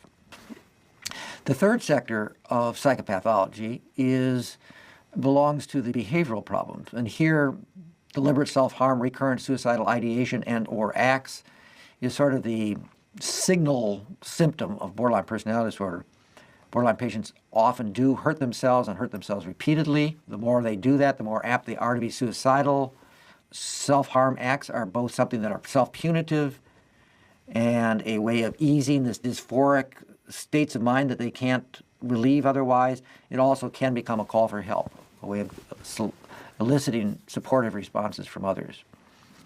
The other behavioral symptom has to do with patterns of impulsivity. The borderline patients typically have unsafe sex, drive recklessly, in addition are frequently bulimic or substance abusing. So that's the behavioral realm. The last realm has to do with cognition. And here, borderline patients, and this is why they were originally thought maybe to be an atypical form of schizophrenia, can have these lapses of reality testing. For instance, they can be like paranoid ideas. But the paranoid ideas usually occur when a borderline patient feels otherwise alone. And the idea that somebody's watching them actually is a psychological way of not being alone. They'd rather have somebody watching them than being alone. They can also have sort of hallucinogenic type phenomena when these are people who may have trouble going to sleep at night because they're alone, and they may hear voices under those circumstances. I say they're not really psychotic because they reverse very quickly when you put the borderline person in a social context where there's other people around paying attention to them. So that's the definition, more or less as it's been since 1978 and in the diagnostic system since 1980. But one thing I haven't mentioned is a disturbed sense of self, a sense that they're not really stable. It changes. A lot of borderline patients will say that I behave a lot depending on who I'm talking to or who I'm with and what I perceive they want or what they expect from me. Say ill-formed and unstable identity. There's an argument could be built, but that is a sort of blanket problem, and everything else is subsumed within that. And that's what one of the pioneers in this area, Otto Kern. So also, if you are a Christian, many of these things, and this is why psychology has good diagnoses, bad on the help, because God has not given us a spirit of fear, but power of love and a sound mind. If you are a Christian, then you're probably going to be part of a church. A church is going to act as a very stabilizing environment. That's good. And so many of you, maybe you grew up with borderline personality, but church or your community actually stabilizes you, and you find stable relationships and people who care about you. And it just kind of, it mellows out. And then it may flare up again if you're in a negative relationship. Very interesting is that the borderline personality flare-ups tend to be interpersonal, not based on just outward stress. So the outward stress is going to be a little bit more bipolar, it's going to cause really the good. bipolar, No, that's really cause the good. schizophrenia, Sure. cause mental breakdowns, anxiety attacks. You'll notice that with the borderline, it's not an anxiety issue. It's not a fear issue. It's an anger issue. What I think when you say interpersonal, that's the best, because here's how I can prove this to you. A lot of borderlines are the ones that will get road rage because they're angry at a person behind the wheel, even if they don't know that person. Okay, yeah. It's a person. This person did this thing. So again, I was watching, another video where a test or even a bad score in a test, that doesn't bother them. That doesn't faze them. Other things that faze other people they have a normal reaction to other things that faze people or maybe cause fear in other people. Just kind of a pure borderline personality is mostly created in the childhood, whether perceived or actual reality, where the child didn't get the praise when they needed it, where the child didn't get the attention when they needed it, and then they craved something and so it's in hunger, like I said, that's not getting fulfilled. A need to be just validated, like you did a good job. So here's the thing: if you are in a relationship with a borderline, you can help them feel stable, and we don't like to what's the word I use? Enable. Okay. So alcoholism, we don't want to enable people. So I don't want to say that this is enabling people, enabling a borderline, because when it comes to their arguments, when it comes to their anger, that you don't want to enable. When it comes to their need to be validated, you can do that. You can work extra hard to help validate them because they need it. But here's the thing about the validation: if you're doing it in a proper, healthy way, that is, thank you for doing the dishes when maybe you didn't say that before. Hey, I just want you to know I appreciate that. You can, a borderline to them, it's not just, it's water that satiates thirst that actually can be healing and to a place where they don't need it as much. Okay. They need a little bit extra because and here's the thing. Whether we don't, like I said, we don't want to enable people. We don't want to, go overboard for like narcissism. But if you're in a destructive borderline mentality, if you know somebody who's in a depressive borderline mentality, if you know a young person who seems to be maybe a little bit borderline, you can praise them. You can help them. What you're doing is you're helping to build their inner self. Okay. Hey, I just want you to know you did a good job here. Or in validating their feelings, not invalidating, validating their feelings and their emotions. You don't have to agree with them. Okay. You get in an argument. Okay. We're going to talk. I'm actually going to play this couple. I'm going to skip that because I got couples who already have done this really well. I want to go to this father and son over here, Michelle, in the beginning. Maybe see if we can do 1, 2, 5 on them. The son is the podcaster with 165,000 followers. Aww. And the dad is an actual psychologist. Oh, that's cool. So he has him on to talk about these things. And you can start in about 2 minutes and see if we can get through some of this, because a lot of it was really good. The dad is just, you want him as your dad. He's just great. That's great. Today, with you just explaining what it means to have borderline tendencies, maybe going all the way up to what full-blown borderline personality disorder looks like. I'm sorry, just to pause this right off the bat. I have not watched this, but I love the way that he's saying borderline tendencies, because I actually wanted to say this, and I'm going to go ahead and say it before I lose my thought, and we're actually not screen sharing, so praise God.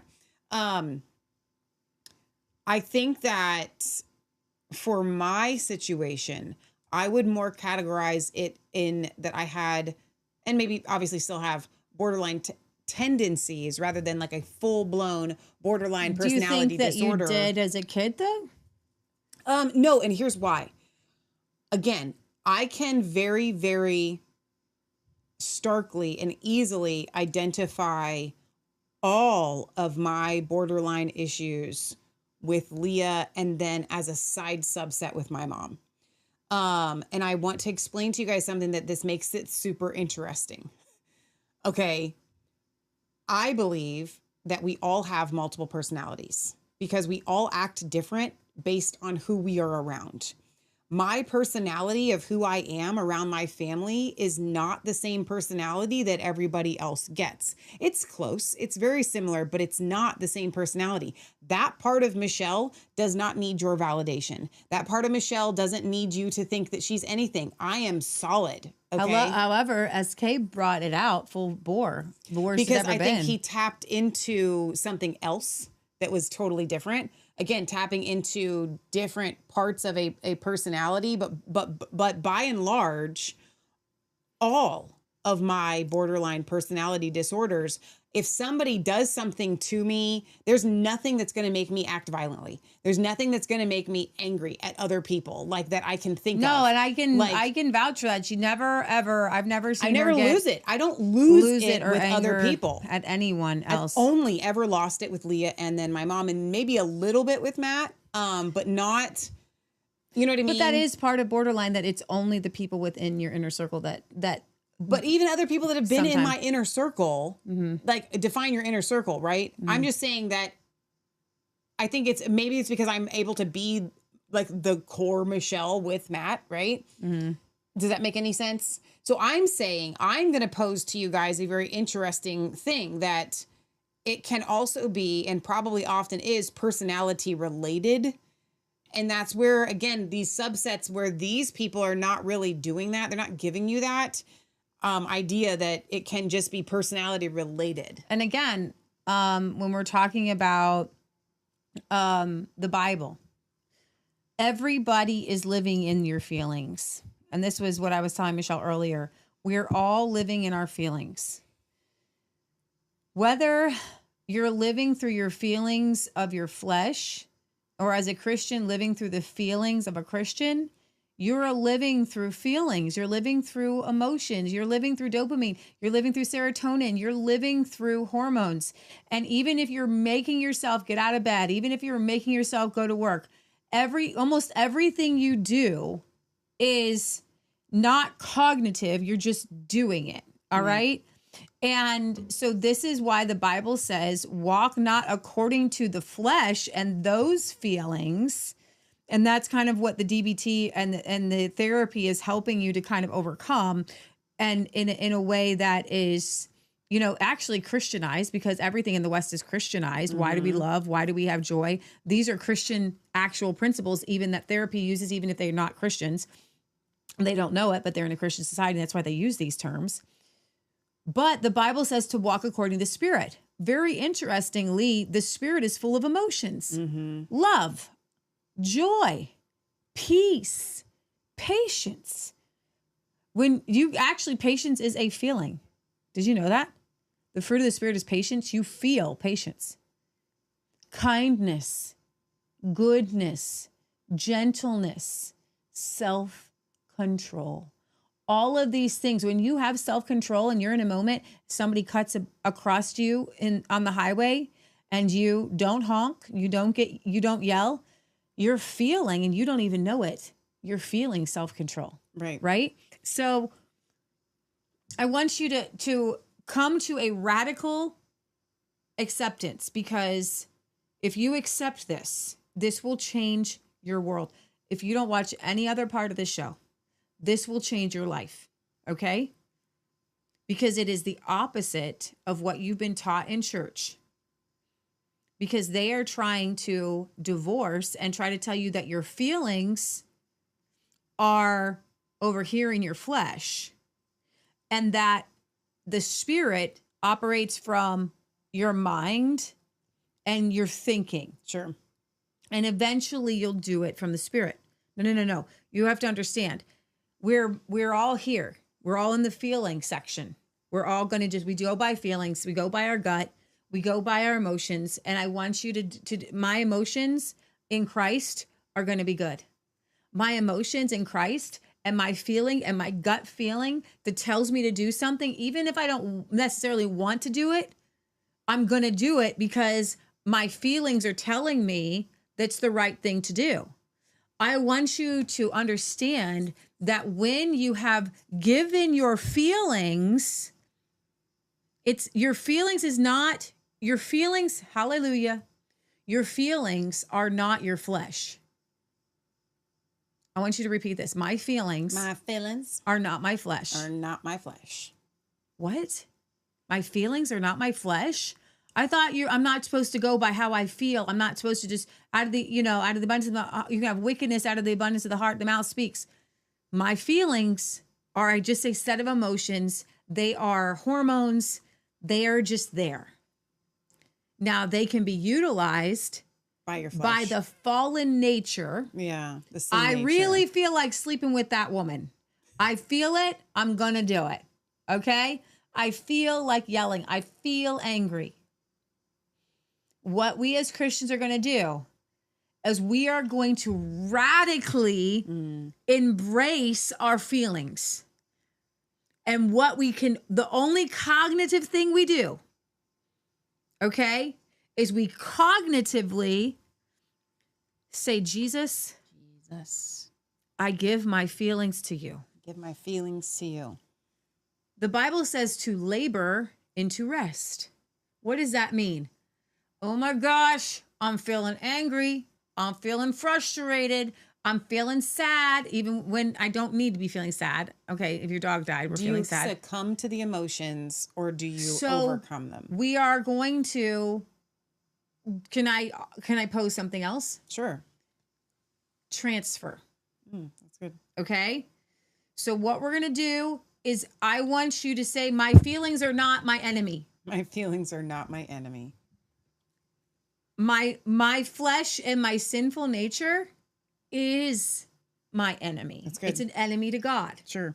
But my feelings of even anger or frustration or any of these feelings that are just happening, they're not the enemy.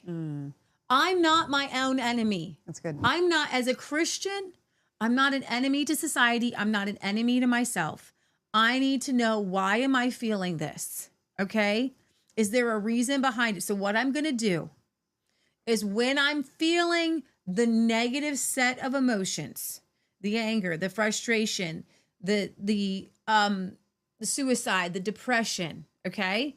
What I'm going to do is I'm going to say, this is all a part of how you made me. These emotions are real. I'm really feeling them right now. Now, Jesus, can I do an exchange? That's good. Can we wash these feelings? See, the negative emotions need to be washed in the blood of Jesus. It's just your feelings are like your clothes being dirty. Okay? We don't want to be angry that we used our clothes today and they got dirty. We need to radically accept that our feelings are dirty today, just like our clothes are dirty. The only way that we can really cleanse them is through Jesus. But I'm going to give you some steps today too. And we do this a lot on re-regulation that may help your body to hand those emotions over to Jesus. That's good. So we're going to do both, because even without Jesus, there are weapons. And so that's actually a good thing, because with Jesus, there's more. It's just like with healing. So we want to walk in the spirit and not in the flesh, so that our emotions reflect how Christ would have us feel in that moment. And it takes work. And I will tell you, being filled with the Holy Spirit, singing in psalms and hymns, and taking a moment when you're bupping, okay? We're going to give you some natural ways, but let me give you some spiritual ways. Are we ready? Yeah, so go to, or back in just 1 second. You can try reading the Word of God. Sometimes that may or may not help. You can try singing a psalm. You can try prayer. Try praying in the Spirit, okay? I would try all of these spiritual things along with and in addition to some natural things like splashing cold water in your face, because you're like, oh, shoot. I'm not going to lie. This is my favorite. The Armor of God beard and face oil. And if you can cognitively recognize, and this is really important, if you can keep a diary on where you are emotion-wise, and so for a borderline, like in the morning and maybe in the afternoon and in the evening, this may be helpful and something you need to do if you're truly, really borderline. Write down the level of anger or frustration that you feel. Okay? Write that down, like it's 10%. And then if you start to go above a certain percentage, like 30 or 40% anger, frustration, you're starting to slip. You're starting to split. So then we need to go back to our fallback and start to implement some things like splash cold water, do some exercise, do some push-ups, just do a couple jumping jacks. And that will bring down that level so that you can think through that situation at a normal level. Yeah. All right? Okay, back to Dad here. Of all the major identified personality styles, we could say, or tendencies that are problematic in the sense of creating distress for the person who is acting them out and swept away by them, as well as dysfunction in relationships, in jobs, and so forth. So we have these two elements, distress and or dysfunction, that are the underpinnings of the other D word used in psychiatry and clinical psychology, quote unquote, disorder. This, among other such things, such as paranoid personality disorder or obsessive compulsive disorder, is one of the most difficult to talk about.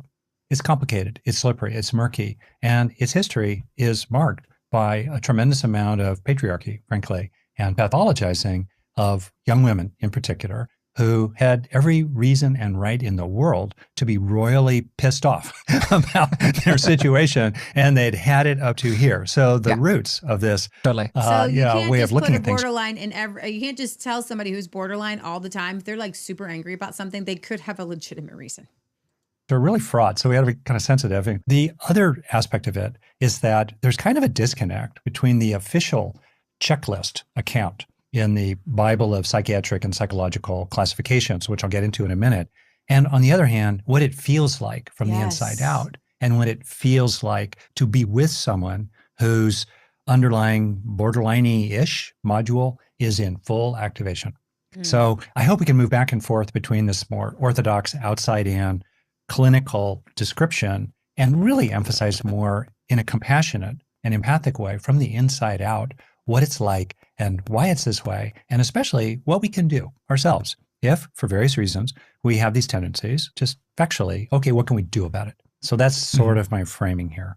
Now you can tell I'm backing my way into this one a little more carefully than I usually do. I think that's really appropriate here for all of the reasons that you alluded to as you were giving that introduction to what we're going to be talking about with emotional regulation and others. And this shows up out in the world and has consequences in our relationships. So it's an important thing to talk about, but it's also, like you were saying, kind of fraught here. Maybe a way in is to start with the 9 so-called symptoms or criteria in the standard checklist, and 5 of them being really consistent for a person are the diagnostic criteria. It's a box score way of diagnosing people. That's the system that's used in the DSM, Diagnostic and Statistical Manual, which itself is quite controversial because this approach to categorizing people in ways that are extremely consequential, including ways that historically have led to people being locked up. And there are people who think that this whole approach, kind of the box score, criteria, is wrong, that we need to have something that's more grounded in a developmental theory of the case. And this is something that many people have talked about and are working on. All that said, so let's do the box score. And we're talking here about a chronic, pervasive pattern that crosses relationships, crosses situations, and crosses times. It's not a passing sort of thing based on the worst date of your life. It's more like we're talking about something quite consistent. So that said, 1, frantic efforts to avoid real or imagined abandonment. 2, a pattern of unstable and intense interpersonal relationships characterized by alternating between extremes of idealization and devaluation.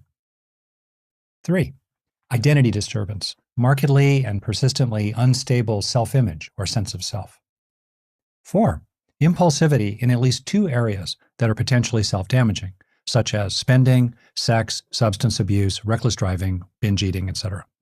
5, recurrent suicidal behavior, gestures, or threats, or self-mutilating behavior. 6, emotional instability due to a marked reactivity of mood. In other words, the mood is really variable, such as intense episodic dysphoria, irritability, or anxiety, usually lasting a few hours and only rarely more than a few days. Emotional volatility. 7, chronic feelings of emptiness, something missing inside, unfulfilled longing, a kind of deep, deep, deep hole in the heart, as I've talked about for myself when I was a kid.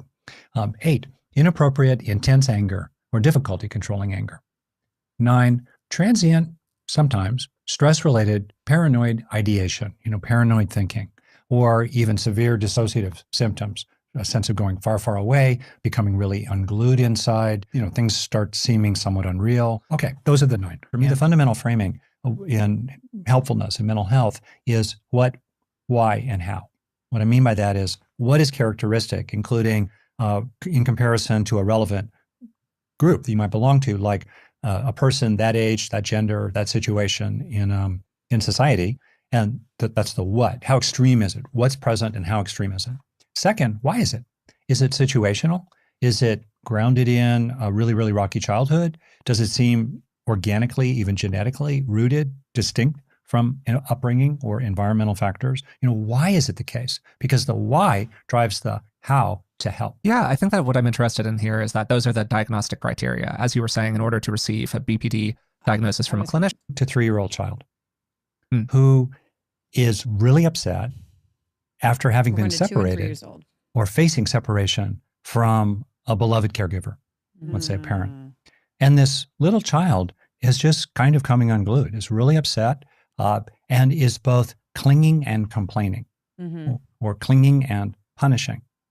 They want very intensively, the caregiver to stay or to come back, and they're also really angry at the caregiver for separating from them, including in an almost primal sense of the caregiver differentiating or having an identity or life of their own. Daycare literally can create a lot of borderline, because that feels catastrophically destabilizing inside for the child. How does a 3-year-old get there? Typically, it's a combination of nature and nurture.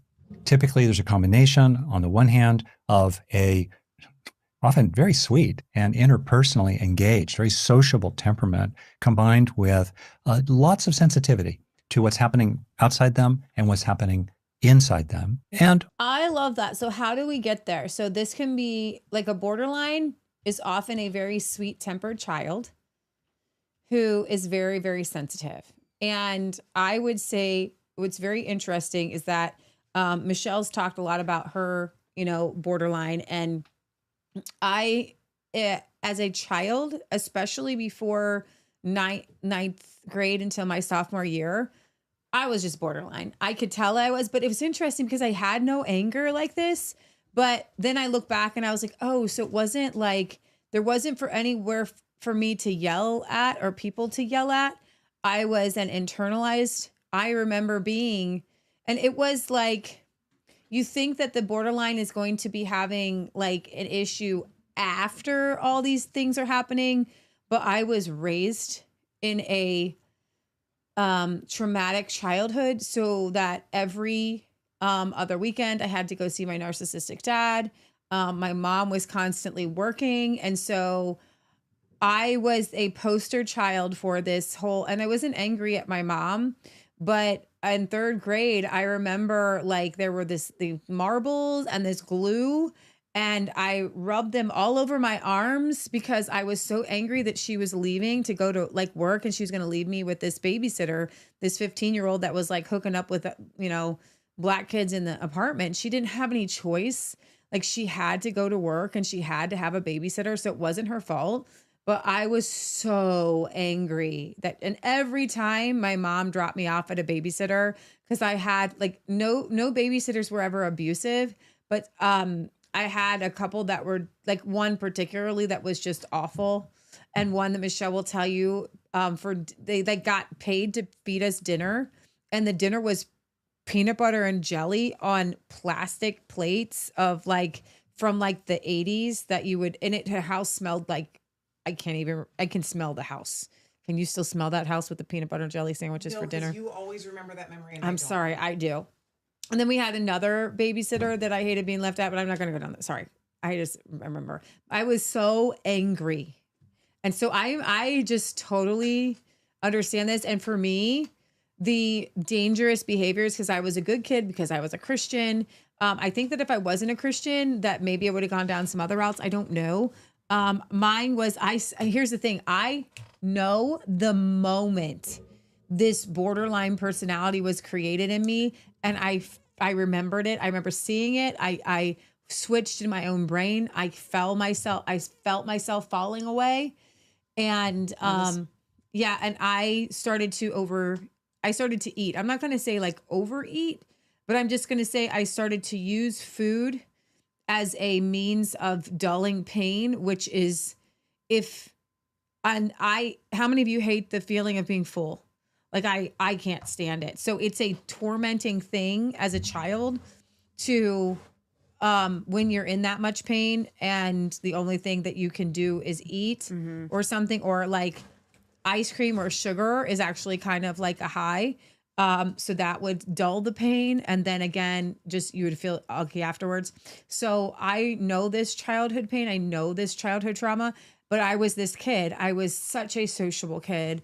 I loved other children. I was kind to other kids. I encouraged other kids. I absolutely love social relationships.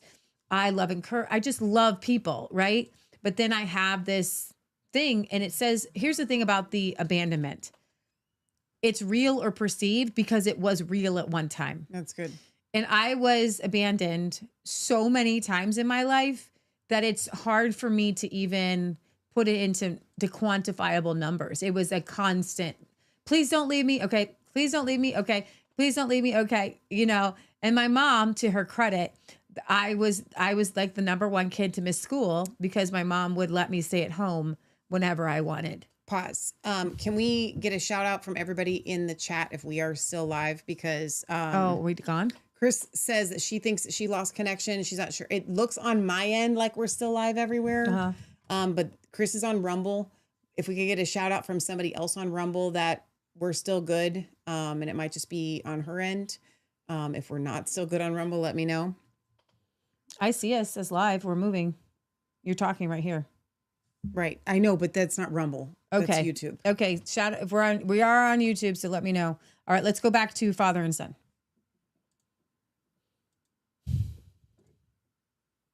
Often with a fair amount of anxiety in the mix. They're live. So that's live. kind of on Chris, the inside of the kid.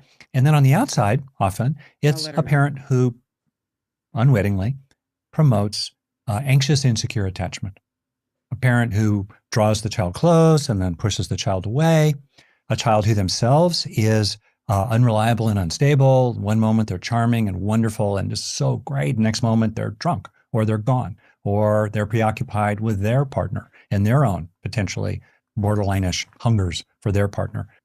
And sometimes a parent who alternates between idealization and devaluation, between cherishing and horrible punishments, even abusive ones. You know, when you have a invasive disruptive parent or invasive disruptive environments, poverty, Mm-hmm.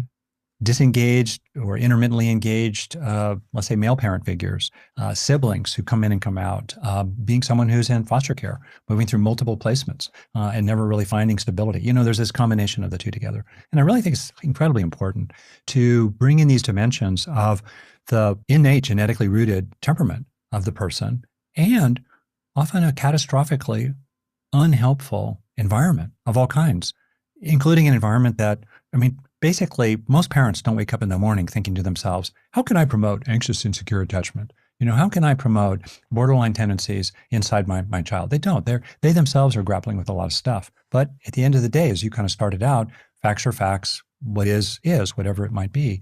And the result can be then this image of a 3-year-old who's kind of falling apart, both tantruming and clinging, and really, really suffering inside. Mm-hmm. And then, of course, that 3-year-old grows up, and here we are today. So kind of looking in the here and now at ways in which the adult version of that tendency might show up in the world, there are these two big characteristics in borderlininess. And the first one is instability, and the second one is impulsivity. And borderline... Like-mindedness. For the sense that Not that others I are don't mind him, like-minded but the dad with you. has They a see it little your more. way. They agree with you 100%. They're totally with you. And in this more borderline aspect of that, there's constant insecurity, chronic insecurity. No matter how reassuring the last 10 minutes or 10 years have been, it might also fall apart in the next moment. And the unfortunate thing then is that the drive for reassurance as an external source of internal stability, which is the root of the issue, that drive for reassurance in various kinds can push others away just when you really, really need them the most, which is really quite poignant, even tragic. I am so sorry, and I don't want the show to go super late, but I'm hoping that my own personal aha moments as I watch this will help you guys. I don't know if this will aha Leah. I'm having to do a translation as he's speaking to the way that I'm hearing what he's saying to what I think he actually means, and that is this. That constant... So what he just said is you could have 10 minutes or 10 years of reassurance, and you might think at any moment it might fall apart. I've never experienced that. And so I asked myself, what else might that look like in me, in my situation? When it comes to Leah and my situation of my insecurities with Leah, is no matter how much she tries to tell me whatever it is that I'm feeling insecure about, you know, yes, Michelle, I take you seriously. Yes, I value your opinion, you know, whatever those things might be, which I'm totally, like, mostly we've healed. We're on the other side of a lot of this, but like, let's can talk go about back. when it was the most broken. When it was the most broken. Yeah. I would constantly feel like that's fine for right now. You might be saying that right now, and you might mean it right now, and you might be actually assuring me right now. But tomorrow you might not. Exactly. Tomorrow you might not. I was very distrustful. And so having you constantly reassuring, I needed that without, and I think I even knew that I needed it. Does that make any sense? Yeah. And so we're older now. Okay. And it's taken me a long time to understand Michelle and the things that would actually bring her. She's a very let me just be clear. Michelle is a very emotionally stable person, to which when it comes to anxiety, right here. Okay. But that wasn't always me, and that's not in every situation. So because of the life that we lived, and hopefully we'll be able to tell it in a book, because of the family dynamic that we put ourselves in to be ministers, we're in a family of broken people. And if I think everybody is. because I had a good mom, okay, who, even though she was broken, she did raise me to love Jesus, to a semblance of strong Christian. When I went to Rhema, I didn't need anybody. I had no borderline tendencies. I had no anger. I had no anxiety. I had a little bit in that I hated for my fear of abandonment. My roommate to be. I didn't like to sleep alone when my roommate would be gone till 5 a.m. It would get kind of creepy and scary. Like, I liked to have somebody in the same house with me. I just don't like to be alone, but I can handle it. I remember like thinking I was hearing some demons attack me in the middle of the night. I was like, Amy, come home. You like, were I just very need you young at that time. You were 17 years old. I just need you to be like in the other room. Like, I don't care if you're 50 feet away, just be in the same building. Okay. Just somebody else be here. But I was fine without my mom and my sister. It took me, like, I was going down the path of narcissism, basically. And that summer, the Lord told me to love my mom and my sister. The next year, my mom had a huge mental breakdown, and we reordered our life. Michelle had the meeting the boys online. And then we actually had the next year was probably the best year of my life. So in the midst of these couple breakdowns, we had a lot of healing. But we invited and we participated in working with other people who were very broken. And in working with broken people, if you don't do it right, they can hurt you, they can harm you. And coming to live with my grandma and my uncle in a situation that maybe we'll write a book about one day, but there are things that we're still not really able to understand and quantify and even share some aspects of how hard that was. Right, to come and live with Grandma and Uncle Jack. I think I could quantify it easily. Not right now. No, I mean, I wouldn't have a problem doing that. Okay, there are things that we've been discussing that we're not sharing. Oh yeah, okay? yeah, that's different. That's different. So okay, I get things what you're that saying. didn't need to be as hard as they were. Yeah, sure. So there were parts of my life for the past several years, or for the first few years, basically, of me moving in with my grandma and my uncle to take care of them, that did not need to be as hard as they were. There was a brokenness on the part of our family dynamic that perpetuated in me those older borderline type tendencies that were actually healed. Right. And I didn't recognize that that's what that was. And why was I fighting this stuff? Because I'm fighting somebody else's brokenness that I think is health and healing.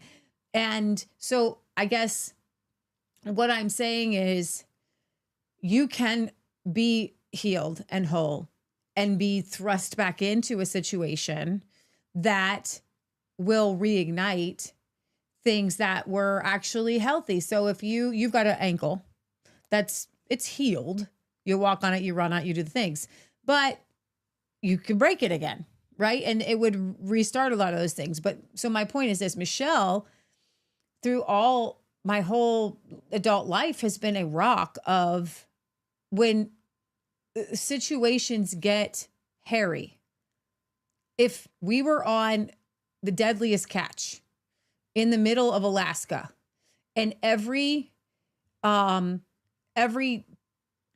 hoist and thing started to break, Michelle would be cool, calm, collected, and figure out what to do to fix it. Until, and this is where it gets interesting, and we're going to get back to the topic in the video with this, until and unless Leah started to question my decisions. In which case, I'm dead serious. This is what has happened. Mm-hmm. I'm good in any situation as long as I'm being taken seriously by Leah, as long as I'm being respected and my opinions are perceiving to be respected. You know what I'm saying? Yeah, exactly.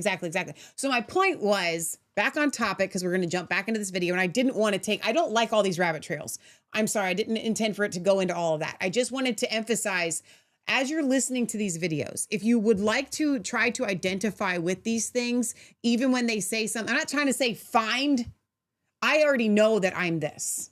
And so when I disagree and I go, well, that doesn't fit, how would that apply to me? So then he says, you're afraid at any moment that it may all fall apart. I can understand what that would look like for other people, but how does that apply to me in my situation? And that's why I wanted to stop and say, okay, sure, I can see how I have felt that way in the past about Leah. Sure. At any moment, this thing that she validates me and she does all these things.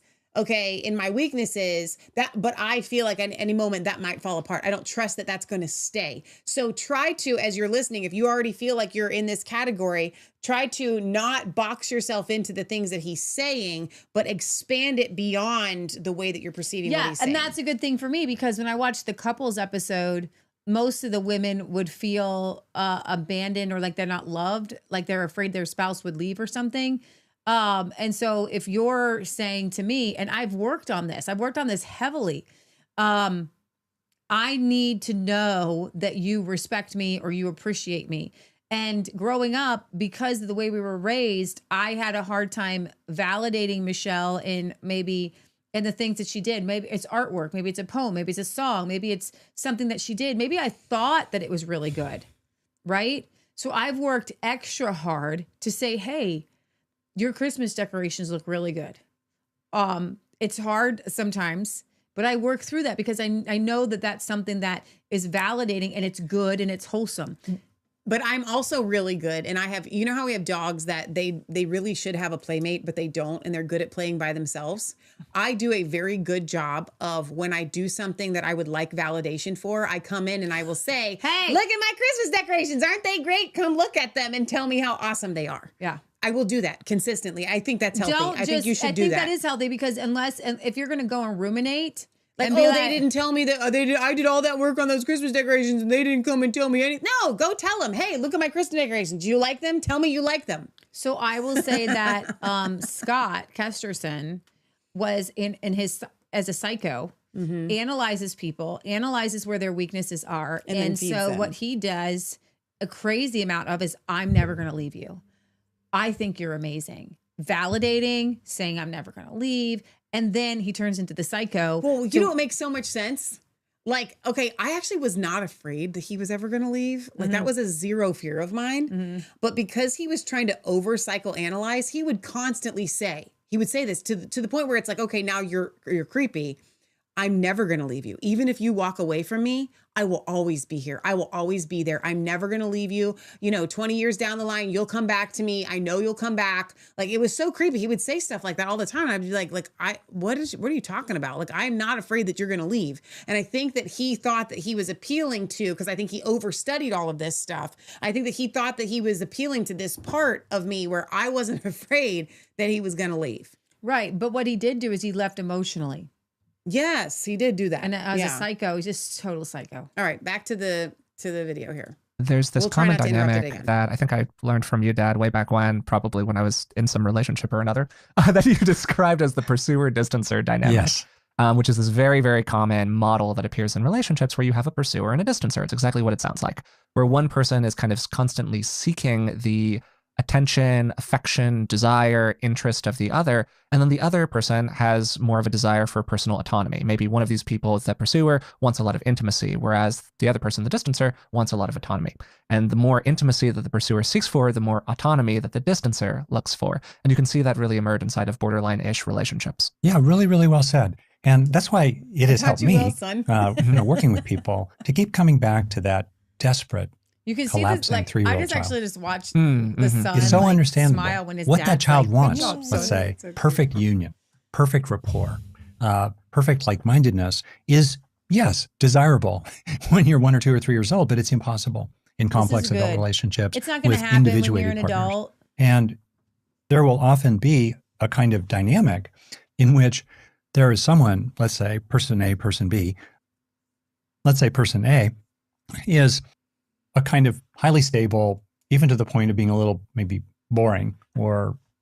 Are you calling me out right now, Dad? You targeting me over here? Not at all. No, I mean, but someone who, someone who's really quite stable. For the record, I would refer to myself as quite stable, maybe even to the degree of being boring. So maybe I'm calling myself out there. Okay. That was a surprise. I didn't expect that. Stability is definitely part of my self-identity. Okay. And has their act together. They're grounded, they're rooted, they're functional in the world, they have an income. And in other words, they have a lot of stability and a lot of regulation. And they don't seem to have intense needs for themselves. So therefore, they can be quite generous, quite available to the other person who forms a relationship with someone, person B, let's say, who's got a vulnerability, borderline tendencies. Think of someone who has a kind of, whose psychological personality structure is like a ball with a crust. And the crust is solid. It's functioning, and in certain situations that don't challenge it, everything is fine. But if you start moving into territory that's more about intimate relationships and that have elements that really reach all the way back to early childhood in terms of the stakes on the table in an intimate relationship, well, you can sometimes crack through that crust, fall through that shell, and there's no interpersonal, there's no internal psychological structure till you fall for years, developmentally, all the way down to someone who's a toddler, deep down inside. Okay, so that person, let's say, sometimes can be fairly dramatic, interesting, lively, interpersonally astute, extroverted, charming, appealing, in wonderful, wonderful ways. So then you have these two people who come together. And then sometimes what can happen is that the person who's more vulnerable, especially when they crack through their shell to that really activated young layer inside, can become quite demanding. And the first few times it happens, the other person thinks, oh, wow, I must have really blown it. I'm so sorry. You're really pretty upset about this. I guess that means I messed up pretty big time. I'm trying to understand it. That's reassuring. But what that can do, and if you get caught in this as a therapist, as I have at times, it can create a kind of vicious cycle in which now the B person, the more borderline person, has had a sense of reassurance. There's been this test. Their partner, their friend, their sibling, their parent passed the test, which then activates even stronger buried longings for closeness and even fusion, enmeshment with the other person. So they raise the stakes a little bit. Now the test gets higher and harder. So their partner or the other person in the situation is now faced with a more intense test. The critique seems a little overstated, over the top. It's kind of confusing. So they pass the test the second time by being really reassuring, very embarrassed, very apologetic. They bend over backwards. They walk on eggshells for a while, which reassures the B person, who then escalates further. Sure.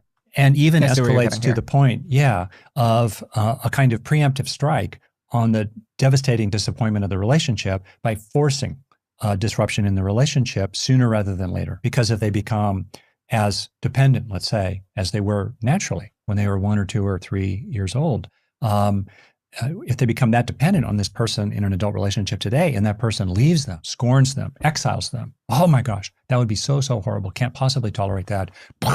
It better escalate early on to get it over with. I'm certain that some people listening here are nodding along and going, wow, right now in this, or whoa, been there, on either side of the coin. Yeah. So what I can say about that is that I've had relationships with people who absolutely had tendencies in this direction. A lot of the patterns that you're describing were ones that I've absolutely shore up various systems in the body that are regulatory, that maybe are much more accessible initially than something that's psychological, like regulate your gastrointestinal system, regulate your immune system, regulate your hormonal system to the best you reasonably and sensibly can. This is not a trivial step to take. And it's one that often in the beginning is much more accessible before getting into more psychological stuff. And it also is really useful for a person to train in things that are regulatory, like mindfulness, or the cultivation of a kind of witnessing that can step back from the reactions, labeling the reactions.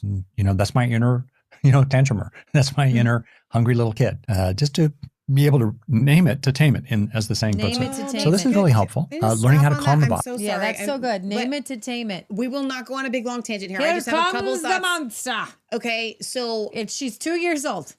The very first thing that ever happened to me, I discovered on my own to set myself free. And that was to realize that when I get super angry, there was chemicals that were coursing through my veins like a drug. And if you are drugged, you are no longer in control of yourself. Yeah, you've been saying that for years. I've been saying that for like a decade at least. Yeah. And when I discovered that, it was hugely transformative to bring me back to the reality of this isn't real. Mm-hmm. These emotions now, they may be based in something. And so I love that. So I've actually been able to take and make cognitive steps in that same vein. So I like the regulatory thing. I understand that when I journal, it's helpful to keep me regulated. When I eat right, it's helpful to keep me regulated. The most important thing, but the most difficult thing for me to do is to regulate my sleep, right? To get enough sleep. These are things that I think, and nutritionally, when he talks about your gastrointestinal things, Leah eats a lot of chocolate, which makes her constipated. Okay. These are types of things that we need to make sure that we are regulating. Because it does. Wait. What I mean is, what I should have said is when you eat a lot of chocolate, it makes you constipated. Not that you eat a lot of chocolate. It does, but yeah. Barry, you ruined us. And I came down and this is still sitting here, this mint chocolate thing, which I did not eat. But it's not that I won't eat your stuff, Barry. Totally will. I already ate some of this. I did. I had a couple. I had 4 of those little pieces last night for my snack. The fishes. Yeah, the seashell things. But my point is, I love this Good, regulating. I thought I ate them. We decided to give the whole other box to Uncle Jack.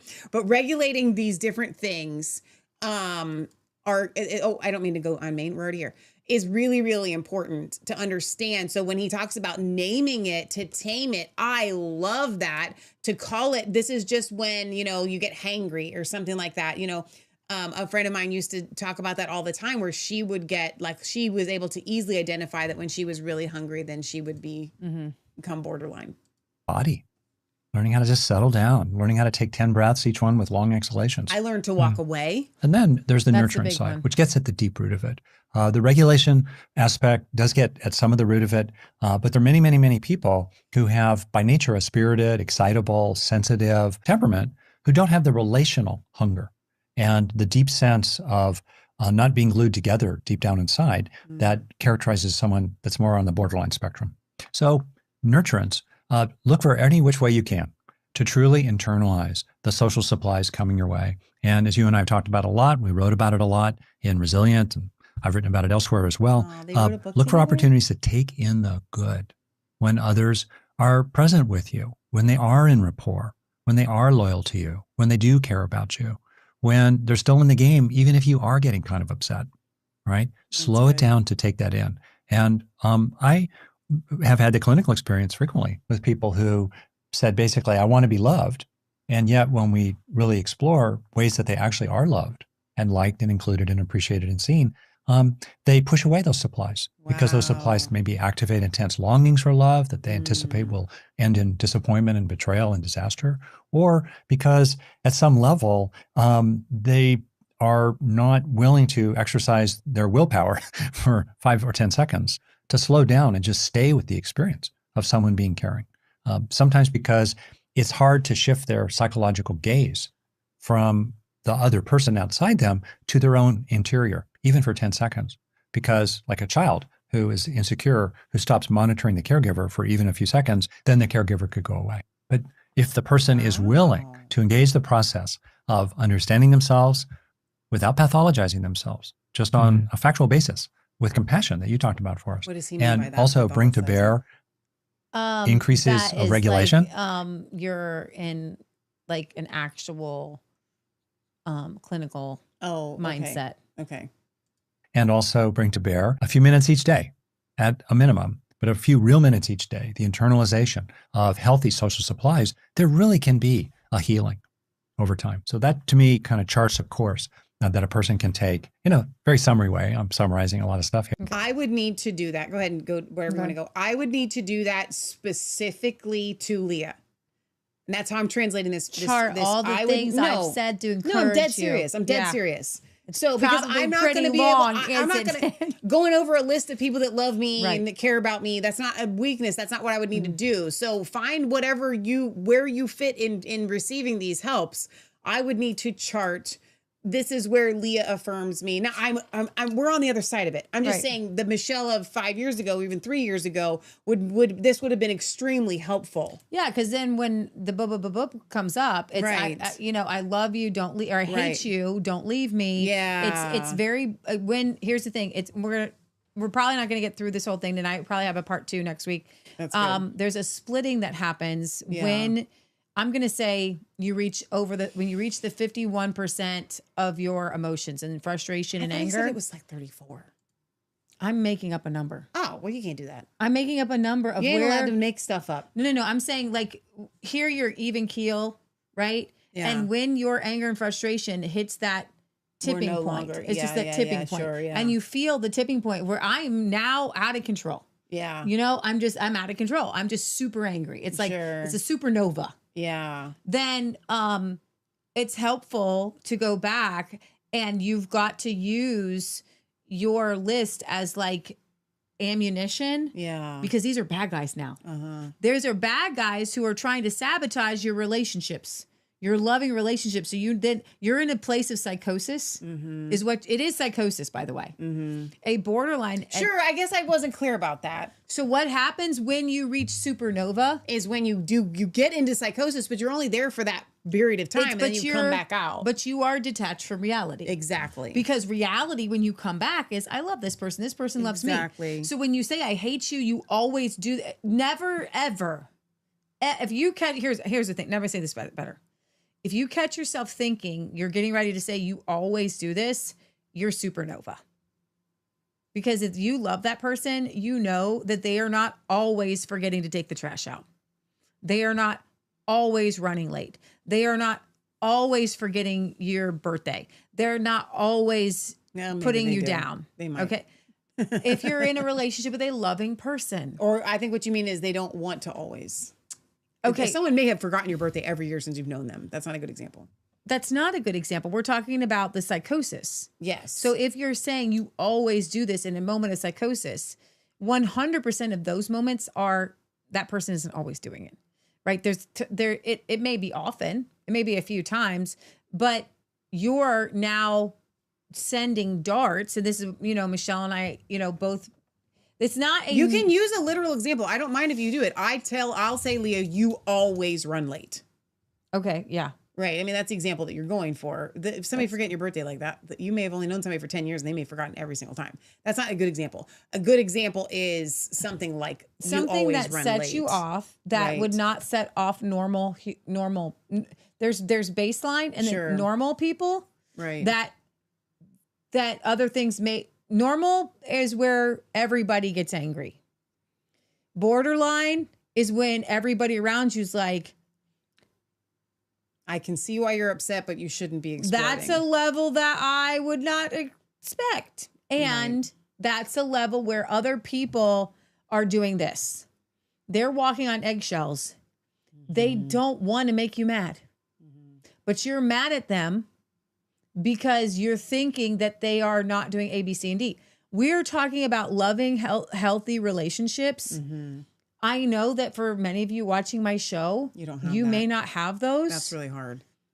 But that's what we're talking about tonight, because when we have to deal with borderlines, and that is another show when the borderlines are with narcissists, psychopaths, other borderlines, other broken people.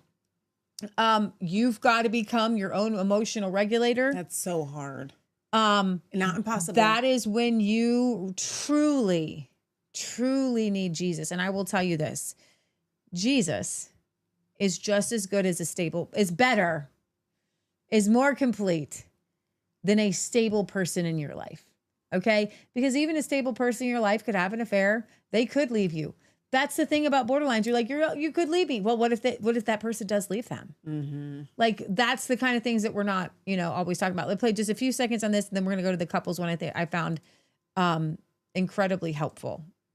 Here, but they can really foster a healing and a beautiful, well-deserved kind of homecoming to feeling good about yourself as a person and fundamentally stable inside, so that there's an ongoingness of well-being deep down inside yourself. Yeah, those two ideas of regulation and nurturance together actually reminded me of some of the, sometimes they're called third wave behavior therapies, things like ACT or DBT, that are often based We're going to talk on about the DBT in a resetting. second. The person who's providing the nurturance, let's say from the outside, basically says, I'm sincere, I'm offering this, but I'm not offering more. And Marcia would be really blunt. Someone like me, you feel like you're walking on eggshells. You got to walk on those eggshells. Can't create a disaster. She would just crash through the eggshells. And she'd basically say to people, essentially things like, as my supervisor a long time ago, said to me one time about his attitude about things. If you, the client, are making me crazy, I can't help you, right? And so I'm not going to be manipulated. I'm not going to be freaked out by your phone calls at 2 a.m. I'm just not going to pick up the phone. Now, I'm not saying that we should do that as a hard and fast rule, but it's a setting of boundaries. So to specifically speak to your question, with that acceptance aspect that you named initially in DBT, there can be a growing capacity to tolerate the distress of the emotional hunger for a relationship, for love broadly, right? And to tolerate that, the distress of that, then the person can become much more able to actually take in the food for their heart that they need, even if it triggers intense longings for more, because now they can tolerate that distress. So in the beginning, there can often be a fair amount of just education, matter of fact, yep, walks like a duck, quacks like a duck, you're a duck, or who you are is a whole being. And in the totality of the wholeness of you, there's a really important point. There's a duck in your inner zoo, right? There are other things too. Beautiful, caring being, someone who has been wounded, desire for a better world. There are all these animals. That's really good. There's a lot of suffering in this territory. And there's been a lot of pathologizing, a lot of gendered mistreatment of people, and even misunderstanding, because just because, for example, someone is dramatic and intense and their mood tends to be somewhat volatile and they're sensitive, that does not necessarily mean that that person has a personality disorder. Oh yeah, for sure. Yeah, really important to be thoughtful about that. And it's useful to realize that there's certain aspects of these tendencies that are adaptive in certain conditions. It is a way to insist upon and get social supplies. And I can just feel I've known numerous people who've really grappled with this inside themselves or had a partner who's grappling with this. It's not easy. And so I just kind of want to own a certain compassion and sorrow, I guess, or sorrow and compassion in me about it. When you're dealing with somebody with a borderline personality, they're feeling these feelings. They're feeling betrayed. They're feeling angry. They're feeling that they don't want to feel the negative feelings. Okay. So there's a compassion there that can be had, and we're going to get to how you can help yourself or others. What he just said was, if you can begin to tolerate the hunger that you have for the need to be validated, or the need to, I've had to work on this, and I've gotten to a super solid state, even in an environment where everyone around me is telling me they're leaving me. And that is a truth thing. Okay. As a borderline, that is a nightmare place to live in. Mm-hmm. They're actually telling you they're leaving, and they are emotionally leaving you. You left me for, I don't know how many months. Mm-hmm. In that, and we can go big for a second, I will let you know what happened when, and if you've watched our thing with Scott Kesterson, this is going to make sense. If you haven't, this won't make sense. So we had a podcaster friend who became a psycho, and he was a psycho, and he kind of pulled Michelle away from our whole family. And he is ex-CIA. He worked with the CIA. He worked with in Afghanistan. He worked on my expert mind manipulation. I don't think it was ex-CIA, but he was part of the CIA program on mind control. I said he worked with ex-CIA people. He was not. At first, you said he was ex-CIA. He worked with ex-CIA. He was not a CIA person. He worked with He was actually. It's listed online that he took part of the Afghanistan mind control.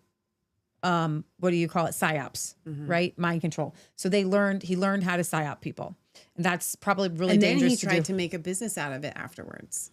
He did. Literal one, and he was trying to make millions of dollars. To Spatial the point Terra. where he got a government contract. He got a $400,000 government contract, legit, to try to come up with a way to PSYOP people. Mm-hmm. Okay. So anyways, this guy PSYOPs my sister, the one who I never in a million years would think, she may get married and move away, but she's never going to think that I'm the bad guy. Mm-hmm. Right. And then all of a sudden she thinks I'm a bad guy, and she's like, listen, I'm going to get our finances in order, and I'm going to leave. And she literally said at one point, she said, I'm never going to talk to you, Mom, Matt, or Uncle Jack ever again. But I didn't mean it when I said it. Doesn't matter. But I said it. I'm a person. If I'm a person with a borderline personality, right, that's a worst nightmare. Sure. Right. And it was in that constant for just like a month or two, basically, it wasn't a whole long time, that I was I was naked in the wilderness of Afghan, like the Arctic. Yeah. And that was a very hard, freeing thing for somebody who does, and I can look back and have this kind of please don't leave me mentality. Yeah. Based upon from my childhood. And again, because of our dynamic with our family, I was at one point a very independent, living by myself person, and I liked that life. And my mom and my sister moved out, and I recognized that I was actually headed down a path to narcissism. And so the choice for me was, you better go back to being borderline, because narcissism is a road to hell. You better go back to being a little bit emotionally unstable. And it wasn't for me, because I had Christ, because I was a minister. A lot of those emotional instability things were very buried and were not prominent, but they were definitely a full-time part of my childhood, of who I was. And a lot of them were healed. Like I said, I can look back and I say, Lord, those were buried. And then I get put in another situation of another scary situation and another scary situation, another scary situation. And I'm like, what are you doing to this person? And I can look back and I can see, and even with that, it was like, the word is resilience. It's the Holy Spirit. You've got to come to a place where no matter what happens to you, no matter who leaves you, That's good. you're not leaving yourself. You got to tell yourself this as a borderline. If you have suicidal ideations or ending the world, I never had Ending the world. or ending this world and not being here. I had those on and off as a child because it was just so painful. Not like suicide, but just like, I don't want to be here. And when you're dealing with, as we've dealt with a lot of emotionally unstable people who, if you let your guard down, this is why many of you it would come as a shock to you to think that Michelle and I would have any emotional instability. Is there anyone out there that would think that? Well, that I would. be shocking? Yes, I do. Because, yeah, absolutely. Because everybody calls us for help. And only through our show and only through Healing for the Fractured Soul have I given you a glimpse inside of me, because I'm not going to do that. I'm not going to tell you. I'm not going to show you, because 99% of me, and if you're knocking on my door, I'm here for you, man. I don't have, and I will tell you this, because of who I am in Christ. If I am actively ministering, if I have it turns off like this, and it turns off in an instant. Somebody calls me with a need, boom, I'm there. I don't care about myself. I don't. And I actually enjoy being that person. Okay. It's more in the solitude.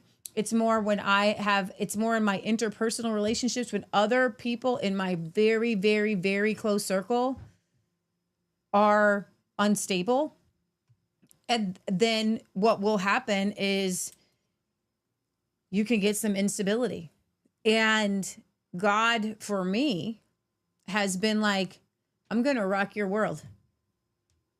I'm going to take you to the most unstable place that you have ever been in your entire life. And I'm going to show you how to be stable. That's good. I'm going to show you how to be 2-3 years old. And you need God. So I'm going to switch this to we need God. And then I'm going to end with a couple videos, and we're going to come back next week. Please come back. Borderline part 2. I got tons more to talk about. It's an inexhaustible subject. For me, because I'm a Christian and because I know Jesus, and when I got baptized and filled with the Holy Spirit, like all that left, like when I was in high school and I got baptized and filled with the Holy Spirit, I was the most emotionally stable I had ever been. Like I didn't need, because Jesus fills that. And I want you to know that Jesus can and does fill that. When you are responsible only for yourself, we come into complexity when you start to be responsible for other people with mental illness. Yeah. And when you are responsible and taking care of other people who are in your inner circle who have mental illness, and you have let them in, their pathology will awaken it in you again. Yeah, that's really hard. And that has happened to me several times, which is why some of you will wonder, why don't Michelle and Leah let me come and hang out and be really close friends? And I will tell you this, because if you want me to be there for you, like, and be a minister to you, which is what I want to be, I can't take on your stuff as an interpersonally, and I can't be that stable person. So like the therapist, it's not a healthy thing for the therapist then to become your best friend. No, you should never do that. Yeah, really, Okay. truly. So then you're like hanging out, and then now the therapist, because this is what happens with friendships, is going to share some stuff with you.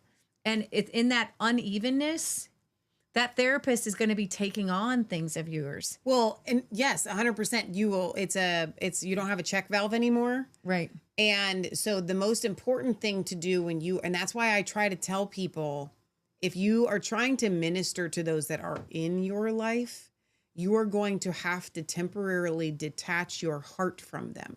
And your wants and needs and desires and your broken or your, like, this should be a two-way relationship, and I'm always pouring into you and you're never pouring into me.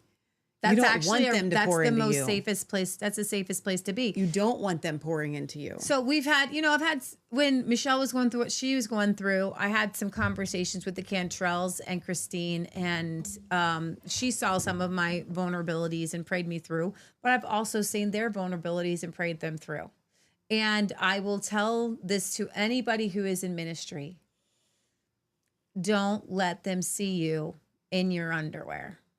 Like, when you show them the parts of you that are not walking in faith, that have struggles, doesn't mean that you have a lot of them, but you might need some help. You need to have a really tight inner circle who will say, listen, I see Jesus in you. This is not you. Mm-hmm. And they don't lose that kind of respect for you. Right. And they don't start to like speak into you, because you just don't know what kind of information and how it's been curated. Mm-hmm. Now, and this is the way I look at like ministry. It's like a ladder, right? And each rung on the ladder comes from a place of like respect and honor. And I know spiritually who might have a rung right here who I can confide in. And I know that they are going to give me wisdom. Okay? If they're not in a place of wisdom where you're at and you try to confide in them, you're going to devolve. Like you're going to come down. And keep in mind, when Leah says the word minister, we're talking about all of you, because you all minister to people around you. Right. And I'm going to tell you, if you are above your quote unquote best friends spiritually, they're not your best friends. You're ministering to them. Exactly. And you can't confide in them. You do not, they don't pour into you anymore. You can explain to them when hard things are happening. But can't your ask them, weaknesses, right. Don't call them 3 a.m. Right. with an anxiety attack or something like that, right? If your house is on fire, Because right? all they will do is pull from you. Mm-hmm. And then if the dynamic shifts so that then they become on top of you, which is what happened with me with SK, you've lost everything. Mm-hmm. And then they will start to lead you down a path where you will have lost the ground that you have already taken spiritually, Right. with your maturity. Exactly. So if when you are doing some of these therapy things with people outside of your inner circle, keep them outside of your inner circle. Okay. And keep them in a really good place. And that's a good place to be, because guys, we don't need more than a handful of people right here. Okay. You don't need to be running down naked down the street for everybody in the neighborhood to see your weaknesses, see your brokennesses, see your things. When you come out, tell them about it on the other side. That's it. Okay. Say, I'm going to get to this. I'm going to get it on the other side. All right. Next video. Okay. No, I want to make sure that we cover all the ground you want to cover tonight. No, I'm already going to do a part 2. Okay. Okay. So let's go to the DBT skills for BBT, 5 easy ways to calm big feelings. And yes, this woman has purple hair. That's fine. She's allowed to have purple hair. All right. It's going to be to the left of father and son. 2 to the left. Yeah. I thought I clicked Nope. screenshot. I don't think I did. That's deeply not it. and profoundly Hang on. believe. I'm sorry. We played you already, Yeah. dude. Nope. Even with Nope. people that didn't have Nope. BPD, Hang on. it was just, Sorry, the screen's doing its thing, so I can't really see what's going on. Being emotionally sensitive Yeah. isn't a flaw, Awesome. it's a strength. You just need coping skills that can keep up with your emotional range. Hi, I'm Dr. Kiki Failing, psychologist, author, and expert in dialectical behavior therapy, or DBT. If you're dealing with borderline personality disorder, or BPD, this video is here to help. I'll be teaching you 5 DBT skills that can help you manage intense emotions. Stick around, because at the end, I'll be addressing one of the most harmful misconceptions about BPD. But first, let's get to the skills. Number 1 is tip your temperature. When you feel like you're on fire because of your emotions, this coping skill can help you cool down. DBT has 4 nervous system regulation skills called the tip skills that can help you calm down when you're panicking. Tip your temperature is the first one. To practice, you can fill a sink or a large bowl with cold water and then Literally, place your full face in this is it. Or literal. you can wrap a flexible ice pack with a wet paper towel like a and place it cold over your plunge. eyes and nose. Then hold your breath for as long as you comfortably can. This skill directly impacts your nervous system through a body instinct called the mammalian dive reflex. When you put your face in cold water, your heart rate slows down, which is perfect when emotional overwhelm has your heart pounding. But this skill works so well that if you have heart problems or other medical issues, you should talk to your doctor before using it. If you can't or don't want to dunk your face in water, you can also try drinking a glass of ice water, placing an ice pack on the back of your neck, or taking a cool shower instead. Even without the full dive reflex, using cold water can help you distract from impulsive urges while cooling you down, physically and emotionally. Number 2 is self-validation. The next time someone dismisses your feelings as dramatic, you can use this skill instead of doubting yourself. Invalidation is the communication that your emotions, reactions, or inner experiences are wrong or bad in some way. It's a major contributor to BPD and lots of mental health struggles. The skill of self-validation is communicating to yourself that your emotions and experiences make perfect sense. There are a few ways that you can practice. First, practice mindfulness of your emotions. When you pay attention to something, you communicate that it matters enough to pay attention to. Feeling your feelings, letting yourself cry, or journaling about how you're doing. All of these can act like self-validation. You can also self-validate by describing for yourself why it makes perfect sense that you feel the way you feel, or that you reacted the way you reacted. You could say to yourself, of course I feel scared after what happened to me, or of course I have trouble trusting people. This doesn't mean that everyone has to agree with you or feel the same way, and it also doesn't require you to like how you acted. You may even regret how you responded to a situation, but somehow it still made sense to you in that moment. Basically, if you struggle with something, there's always a reason. If you feel something, there is always a reason. And self-validation involves finding that reason. Or if you don't know the reason, just simply remembering that your emotions make sense. People with BPD often get called crazy or too much, and self-validation can help you better understand your experiences, regulate your emotions, and stand up for yourself. Number 3 is mindfulness of current emotion. Have you spent your entire life running from your feelings such that you've forgotten how to actually feel them? This coping skill can help. For a lot of people with BPD, emotions can feel confusing, scary, or overwhelming. Strong emotions can lead to impulsive behaviors, so it can feel easier to just avoid feeling at all. But humans evolved emotions to help us in a variety of ways. It's important to actually feel your emotions so that they have a chance to support you. Mindfulness of current emotion is a DBT skill that helps you start to do just that. Feel your feelings. One way to do this is to notice what emotions feel like in your body. Anger may come with tight muscles or warmth in your face, and sadness may come with a heaviness in your limbs or tears in your eyes. Anxiety may come with a shortness of breath or butterflies in your stomach. DBT offers skills for naming your emotions, understanding their parts, and deciding how to respond to them. But mindfulness of current emotion is all about observing. When you feel an emotion, just notice what it physically feels like. And notice how the physical sensations change and shift as you notice them. The goal isn't to change the emotion or make it go away. It's just to observe it with curiosity, like you're a scientist studying your own experience. Definitely feel free to start small with less intense emotions or for short amounts of time. The more you practice feeling your emotions, the less scary they'll become. Instead of feeling overwhelmed by your feelings, you can actually learn from them and learn to trust yourself in the process. Number 4 is opposite action. When your emotions are trying to drive you straight towards a cliff, this coping skill grabs the wheel and does a U-turn. In DBT, we have a saying: emotions love themselves. They can make us do things that keep them around. You're probably familiar with this pattern. When you have BPD, emotions often come with really strong urges to act in ways that actually make them stronger. It's like pushing people away proactively because you're scared they'll abandon you, but then that causes you to feel more lonely and scared. Or hurting yourself because you feel a lot of shame, which only makes you feel more guilt and shame in the long run. When you're stuck in an unhelpful emotional loop, you can break it using the DBT skill of opposite action. Opposite action is a skill for changing emotions you don't want to be feeling by doing the opposite of what that emotion makes you feel like doing. To practice opposite action, you simply ask yourself, what does my emotion make me feel like doing?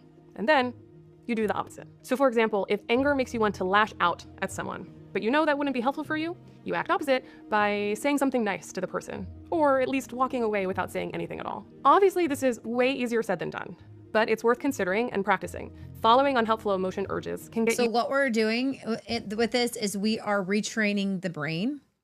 And so you're having an argument with somebody, and instead of lashing out and saying, you always do this, you literally do something crazy and say, you know what? I just want to thank you for doing the dishes tonight. That was really great of you. You're obsessed with the dishes. I just come up with something. It's your only example. You got another one? You have problems with it. Do you want me to do the dishes tonight? You've mentioned them like 5 times. I'm trying to come up with something that everybody can agree with. Do you have an idea? Anything that would be in the midst of an argument or midst of maybe an emotional breakdown, you know, I just want to end my life or do something. You know what? I'm just going to go for a run. The difficult thing is, so what you would need to do to really implement this is to plan ahead. And what I mean by that is, if you know that these arguments happen regularly, what DBT is. You have to plan. You need to plan ahead for what the opposite is. Have a bucket of ice water ready at all times. So for me, I'm sitting here, I'm thinking to myself, and it's been a very long time since I've wanted to punch a hole in the wall. But let's just say that was I want to punch a hole in the wall. Let's go build a wall. I don't think you can do that in that moment. I think there has to be a different example. But you're probably not that far off. I love you, Wall. No. That's not the opposite. I know. Of something, but I do think that you're onto something when you say do something constructive, right? Mm-hmm. You have to find out what the opposite of that thing. Rather than destroy something, I need to go make something. Yeah. I need to go create something. Maybe that means go cook dinner or something like that. Go make brownies or cookies or something like that. Like do something constructive. Go paint something. Right. As opposed to. I do that a lot, honestly. That's why I need my garden. Right. So let's go back. I just wanted to kind of point that out. You stuck in painful emotional cycles, and opposite action gets you out. But a key thing is to act opposite while still feeling your emotions and taking care of yourself. Validate your emotions and then act opposite. And use whatever other DBT skills you need to cope along the way. You can start small, but start somewhere. Each time you act opposite to an unhelpful, painful emotion, you teach your brain that you can do hard things. You're rewiring your brain to learn that you and not your emotions are in the driver's seat. That's good. Number 5 is accumulating positives in the long term. I wouldn't call this like a borderline because the DBT works for all like anxiety and things like that. So we had one dog who got kennel cough or something like it, or we thought he had kennel cough, and I started to Google it, and it was like, oh my gosh, we can't have this dog around other dogs for like 3 months. And then another dog got a little cough. And so then I can't have that dog get around other dogs. And I started to spiral because then I was like, oh my gosh. And then I started to think the worst case scenarios. And I was going over a cliff for just 5 seconds. And so I'm outside and I'm working on something like mulch or something. And so I'm moving my body. And I am talking to myself and I'm telling myself, whatever this is, I'm going to radically accept it. This is the first step of DBT. Okay, Archie has a cough. We're going to deal with it. We're not going to hide it. We're not going to hide it from the other parents. We're not going to try to make ourselves like, It's Okay, worst case scenario, we can't keep dogs at our house for 3 months. That's Yeah. a radical acceptance Yeah. of the thing. It is, but it's not my fault. And I didn't do anything wrong. And Archie didn't do anything wrong. And his Yeah. owner didn't do anything wrong. Let's use and, an extreme example. yeah. I think my husband's having an affair. You're pretty sure he's having an affair. Radical acceptance is my husband is having an affair and we're going to have to deal with that. Yeah. You know what I mean? Or you might be on the verge of a divorce. Radical acceptance is we are on the verge of a divorce, right? Like these are bigger things than what Leah's talking about. But I just want to like, you know, these are things that I guess I wanted to, I didn't mean to interrupt your thought, but I did get a little bit stuck on the validating yourself because I don't really like that. And so I want to come back to that. That was a little bit too, yeah. So like validating it in that, like, it's okay that you're feeling nervous right now. It's okay that you're feeling. Right, but like she said that there's a very valid reason for why you're feeling that way. I don't necessarily think that that's healthy. Yes and no. So I need to understand. I guess I wanted to pause on that. Yeah. I don't even have thoughts. I want to understand what she's trying to say, and I want to get to the truth of how that's helpful. Sure. I didn't mean to interrupt you. I just had a lot of thoughts going on here. We'll finish your video and come back to that. BPD has you feeling like a stranger in your own life. This skill helps you remember who the hell you actually are. Many people with BPD don't know who they are or what they want. If you struggle with emotions, it's hard to know your passions. And when you're constantly managing emotional crises, it's easy to lose sight of the bigger picture. The DBT skill of accumulating positives in the long term helps you reconnect with what matters to you and take value-based actions towards building a meaningful life. So to practice this skill, you first identify your values. These are the principles that are most important to you. Things like creativity, justice, nature, or fun. These aren't goals to check off your to-do list. They're the directions that give your life meaning. Ask yourself, what has made me feel most alive and connected in the past? What do I want to most be remembered for? Or you could Google a list of values and see what stands out to you, and then choose a value and take small actions aligned with it. If you value creativity, for example, maybe you decide to work towards hosting an art show or getting a job working at a museum. Or maybe you mindfully choose your outfits and makeup and take time every day to daydream or to doodle. Value-based actions don't have to be productive or help you reach big achievements unless that's important to you. This skill is about staying connected to what matters to you beyond just managing your BPD symptoms. When things get hard and you feel lost, refocusing on values can help you stay hopeful and motivated to keep moving forward. So there you have it, 5 DBT skills that can help people dealing with BPD. Oh, there's one And more now thing let she's me gonna address tell you. that huge misconception I mentioned at the beginning. For decades, BPD was incorrectly viewed as untreatable. That's not only what wrong, Chris must it's have caused been. real harm. The truth is, BPD is treatable, and DBT is one of the treatments. DBT was actually developed to help people with BPD specifically. And decades of research shows that DBT works, not just for BPD, but also for anxiety, depression, PTSD, and other mental health struggles. DBT recognizes that people with BPD aren't manipulative or attention-seeking. Rather, it recognizes that you're dealing with emotional sensitivity in a world that never taught you how to manage it. The good news is you can learn how to manage your emotions now. The 5 skills in this video are a great place to start, but there are literally dozens. So that was what I wanted you to encourage you about. There are. Oops. Oh, we weren't screen sharing. Oh, really? They heard it. I'm sorry. Okay. Well, you didn't need purple lady. Okay. You didn't. Yeah, that's what she looks Sorry. like. Very sorry, guys. She's great to watch, actually.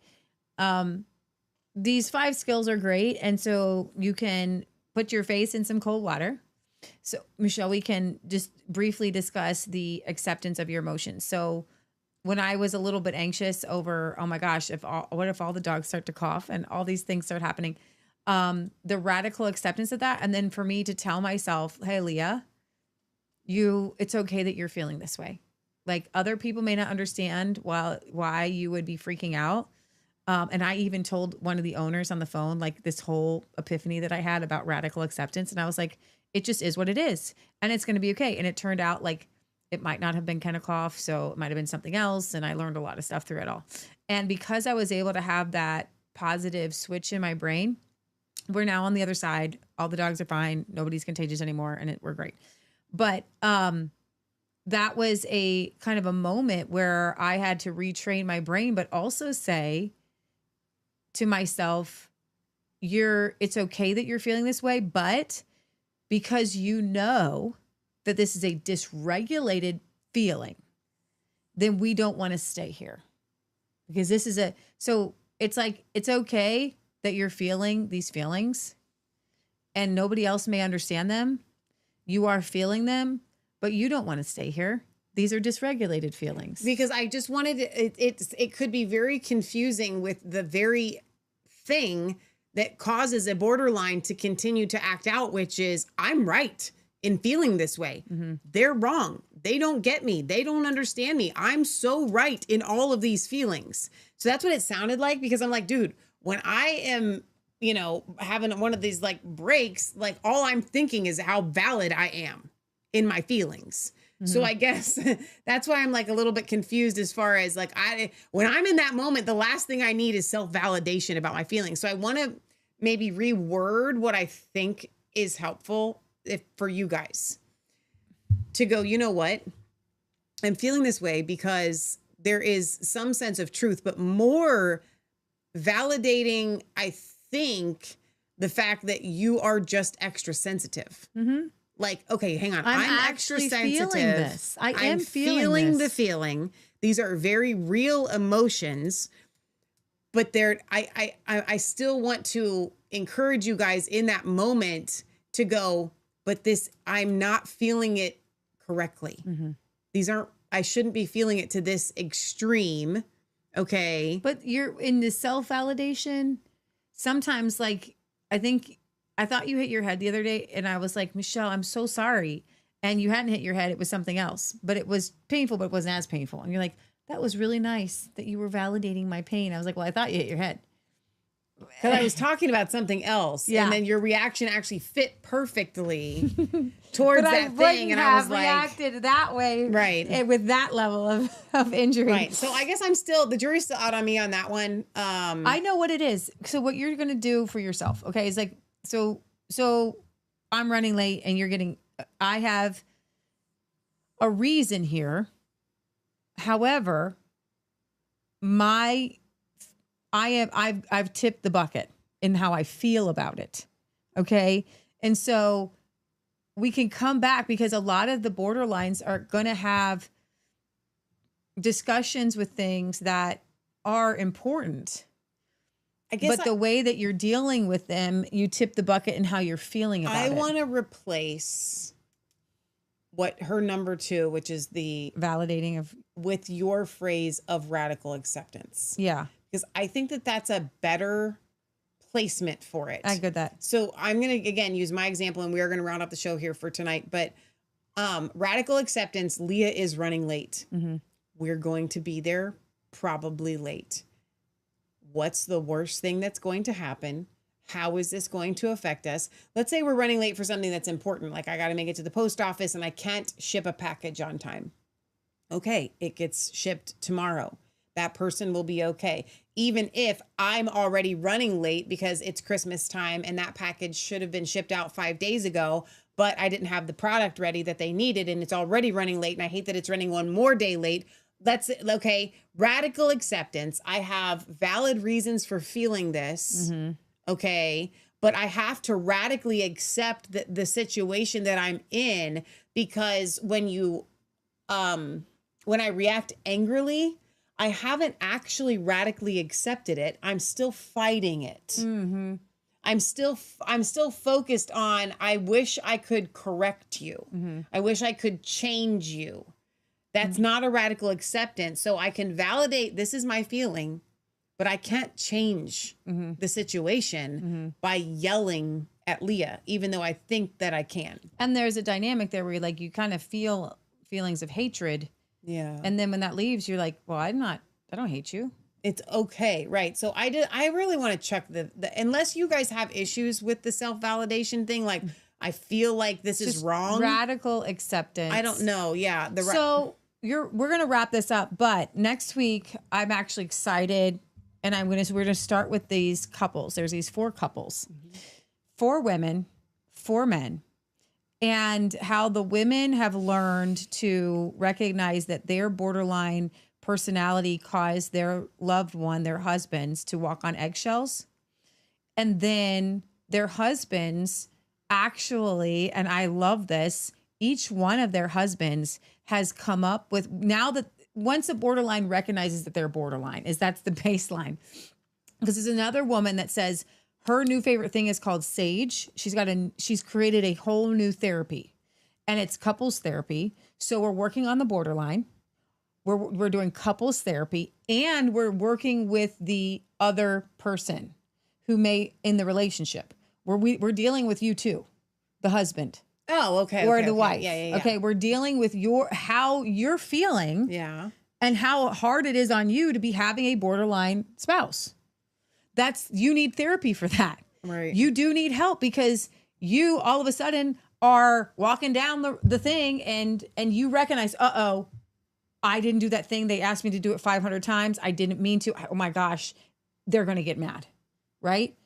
And so you're just like, you start to panic again because you knew that they had said the thing and they're going to just lose it. And so, and some people don't lose it in anger. They lose it in panic. yes. And we walk on eggshells when we know the person is going to panic. Yes. But what's very interesting is that that has to be another disorder because that's not one thing that I found in this borderline. Where are we going to put you, I Leah? don't know. I got to And who's Google going it. to counsel me I got to Google it. for dealing with For you? dealing with the anxiety. Because I don't do it well. Yeah. I do not do it well. Well, I've worked a lot on the anxiety and I'm when certain things happen. And I will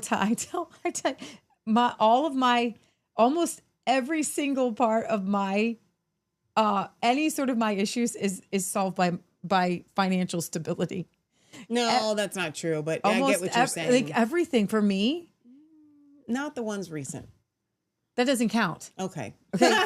Okay. Chuck the past year. Okay. Okay. Okay. Chuck the past year. All of my instability has gone towards and it is usually related around something that we like a car breaking down. Like if I had $1 gazillion, and that's usually where they're all at, you know? And I haven't really had those, like mine have a basis in reality. Like when we can't afford to get this fixed, it's not going to be fixed. We've taken it up to Jamie's 500 times. It's not going to come back fixed. It's going to cost us another $2,000 to put an engine in. Like these are the kind of things that cause me panic. And that's a whole nother story. When you're in a situation and it could go south. Like You I may mentioned not the have- divorce. I you- mentioned the affairs.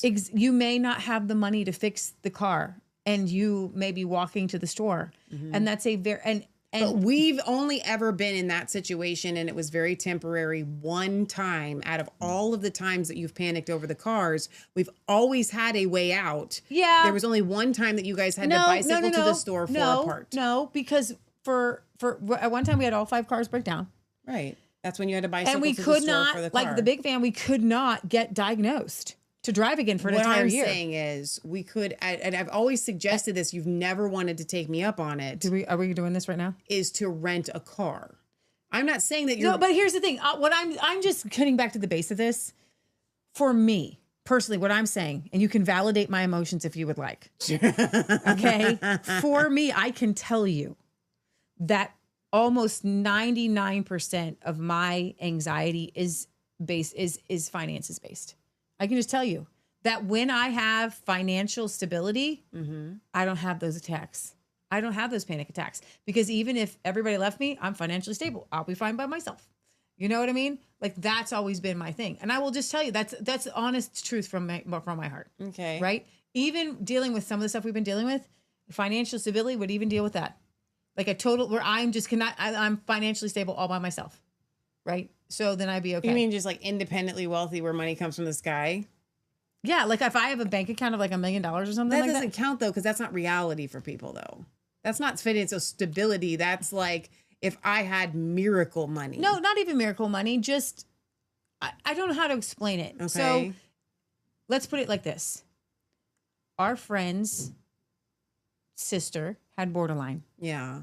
She married a man who was financially stable. Her borderline's gone. You think it He was takes the care money? of everything. No, I don't think it was that, but that's what took care of her.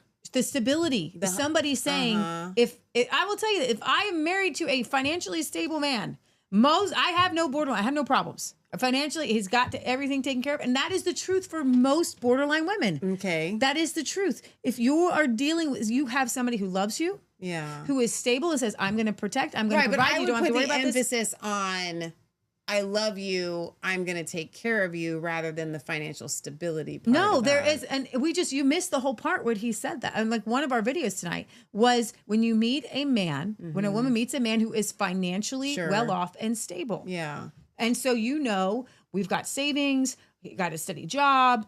We're Well, it's not, and to be frank, it is not. And that is honestly, to goodness, raise your hand. That's 99, that's all women. No, it's true, because women are actually not designed to bear the burden of financial provision. That's not in No, in their us. And so I their think a job lot is of to just people- be able to care. Do I have the things that I need to care for my family? Then I will be financially. I can prove to you that Leah's not wrong on this. So Leah finds herself stuck in like literally the bowels of hell on Twitter of these women and men who think that they live the perfect life, and that anybody that has any issues outside of their life, that they are Made just living mistakes. life wrong. Yeah, they just made And mistakes. all of them, 100% of these superiority complex men and women, all have a husband that has a financially stable job,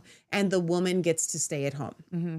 We call them the reformed bros. They tend to believe that women are subservient and they should just obey their husbands. Not all of And- them. Well, a lot of, I'm just saying, There's a lot of the masculinity group. That Sure, would- but my point make is- sure that your card, make sure when your wife goes to the store, if that she it runs always, that card, it always goes through. Yeah. Exactly. So what I'm saying is that unfortunately they come at any other people group that is having issues, that is struggling in any real area of their lives, and they're like, Just well, get a better job. Just you- marry a better spouse. Marry a better spouse, get a better job. It's your fault that you're in this situation because you made bad choices. If you had made choices like we made, then you would be fine. Which, to an extent, that's mildly true. And what I mean by that is not so much that if you had made those choices, but if they that had had been been the off- outcome of your life, Yes. Right. then you actually would be okay. Right. Most women who have all sorts of issues are financially burdened in their marriage, where they have to have a job and they have to contribute because they don't have I've seen it what with they my need. friends. But Yeah. there's the caveat that you're thinking of.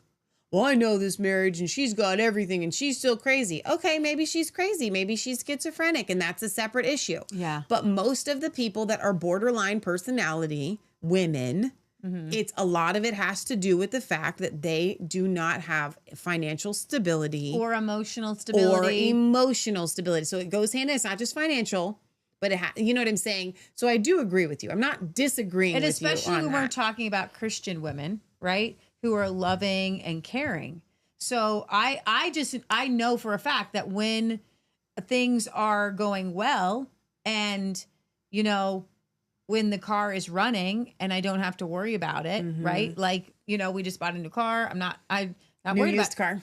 new used car. It's the greatest. I love turn it. it on and Driving it it today, drives feel to so wherever good I need about it to it. go so far. I need a Praise tip, though. God. I keep going. It's a car that everyone has. It's the color that everyone has, and I accidentally pulled the handle on someone else's car. It's So it's a gray I'm Toyota. I need to There's get some sort Thousands of of them. things that I stick can't outside the find window. it in the parking lot. American flags. I'm gonna get a little American flag, so I can can't- find it. I can never find it in the parking lot. I'm gonna get a little American flag, the kind that stick in the window. It's if this is like one of those things where you're just trying to blend in. we This blend. it is the best getaway car. We blend more than we do with our maroon Honda Odyssey. Oh yeah, I could find the Odyssey anywhere. Yeah, You I know? didn't mean to cut you off. No Car. We got a new so car, is what you were saying. Yeah, and so like when the Jeep was getting all mixed Right. up and like we couldn't figure out what's going on. Sure. Like I've worked so hard. Like God keeps Right. taking me through this thing. It's like you're going to get to a place where no matter what, This is what Paul says.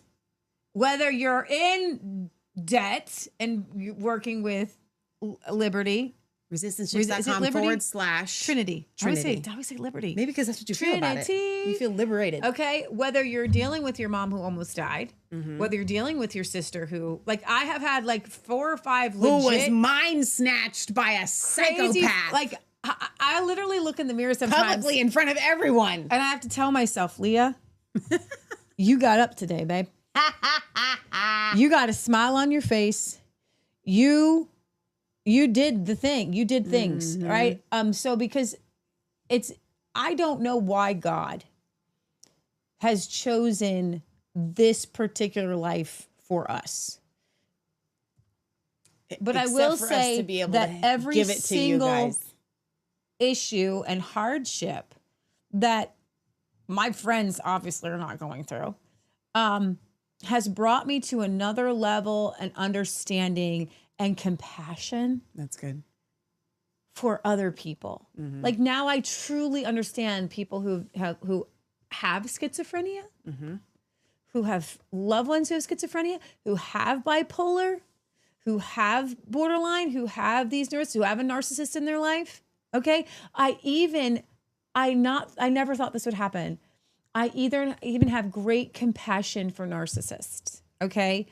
And That's not acceptance for them in your life. no, It's but just I have compassion for the ones who were broken into it. Yeah, that's good. Now, I believe there are, out of the wickedness of the heart, I believe there are wicked people. I believe there are wicked people who have desires to harm people. I believe that they desire that. I don't have the emotional capacity for those people. Yeah, that's good. I have to save it for the people who are broken and they want to be healthy. They want to find Jesus. They want to be healed and whole, right? So next week, I'm very excited. So please come back.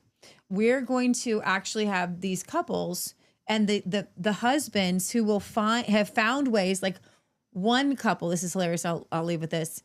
She said that when she starts to go supernova, he will make a joke and kind of like laugh. He'll just start laughing. Oh no. And she goes, this might not work for other people. Like you might feel invalidated. Yeah. But because he starts laughing, I start laughing and it wow. snaps me out of it. That's cool. So then another husband says, or wife says that her husband will kind of just be like this.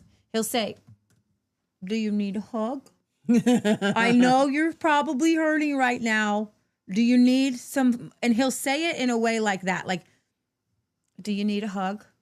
And she says, I will just melt. And I'll be like, I do. Okay.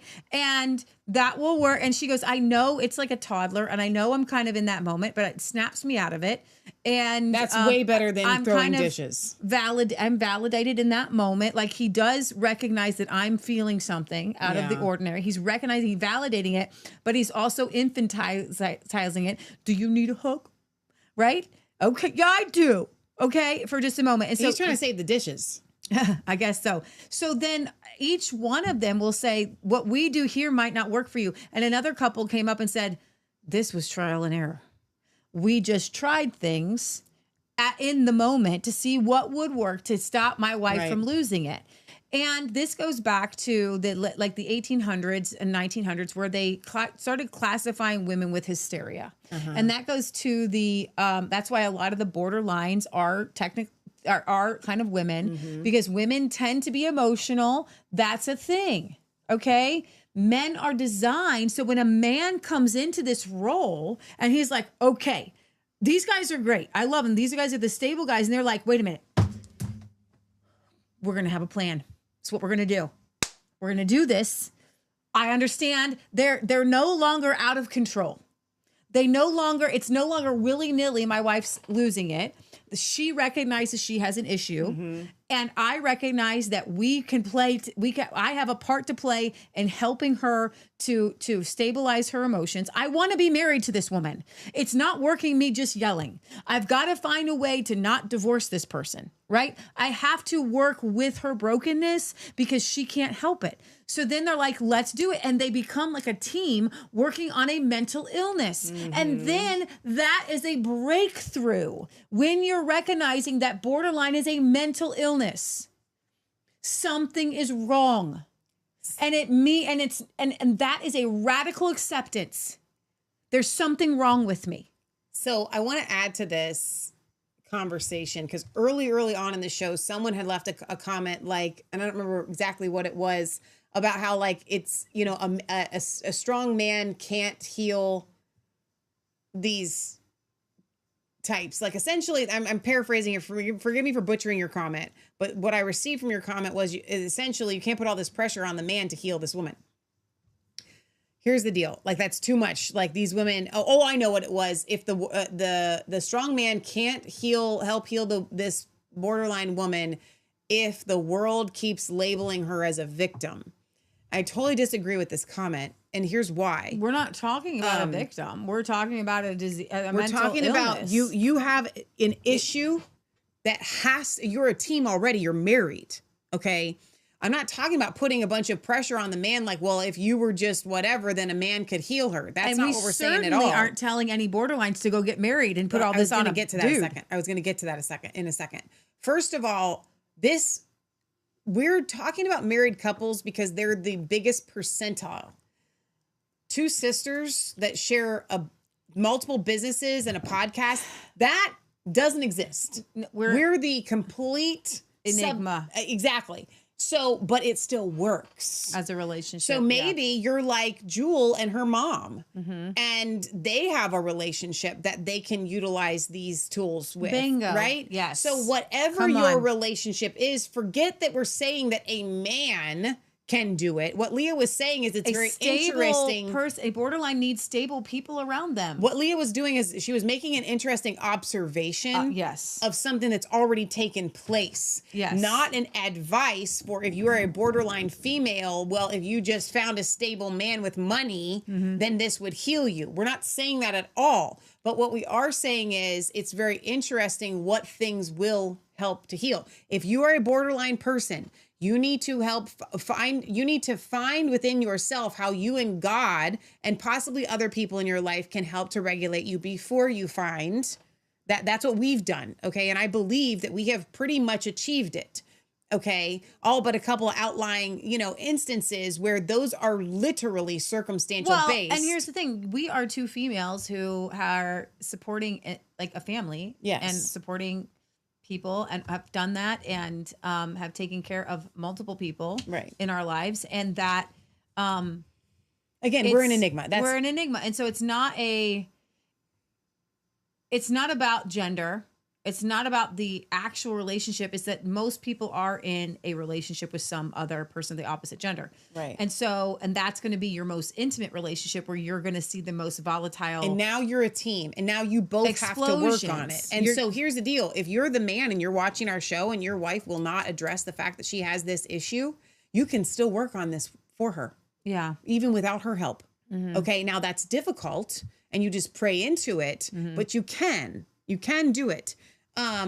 So I hope that maybe next week we'll be able to give you guys even more tips and more, whatever. But I think that this was a really good starting place of explaining that anytime you react in a situation other than what you would desire because you were controlled by your emotions, that's a borderline trait. Yes, is borderline that you have experienced, regardless of whether you're a full-blown borderline. And so all of this stuff will still help. I love the DBT. What's the D stand for again? Dialectic. Okay, we forget that. Behavior therapy. It's CBT and DBT. So basically cognitive behavior therapy. So basically dialectic behavior therapy is you're doing things physically to change your behavior. Where the cognitive for is you're schizophrenics and psychosis. Yeah. I'm still diving into how we do this, but that's a cognitive behavior therapy that we're going to. Exactly. So we have a lot more to get into. I would like to give you guys an update on the calendar. I have almost finished October, which means so excited. I was working on it literally up until 10 minutes before the show. Do you want to take a break tomorrow so you can finish it or? I don't know. It seems like the things just keep coming up, so it doesn't matter. We'll see about tomorrow. I have had to have a radical acceptance that it's okay. That is frustrating though. If January and January overlap. We have the same Januaries and you guys get your calendars at least by the end of January. I want to validate your feelings. I had to radically accept that, you know what, homesteading, there's not really a lot going on in January anyway. And so homesteading doesn't really start to get into full swing until February. Make a calendar. What? In January for your list of things to do. Because it's not less. That's good. Make your farmer's almanac. Right. But I am so excited about it. Were you going to Brighteon? I was. So I do want to advertise for something that I haven't advertised for in a very long time. And that is the Brighteon store, because I got an email today and I loved their sale. I'm going to click the back button. Oops, that's not, did I just click off of it? Where'd Brighteon go? There it is. I'm going to click the back button here. They are running a sale. And I love this. It's your New Year's resolution sale. And so they have things on here to help you with your New Year's resolution, which So you're I thought getting was a super free cool. colloidal silver for 2 ounce for nasal spray. Yeah, which is huge for an order over $99. And so they have something that I love.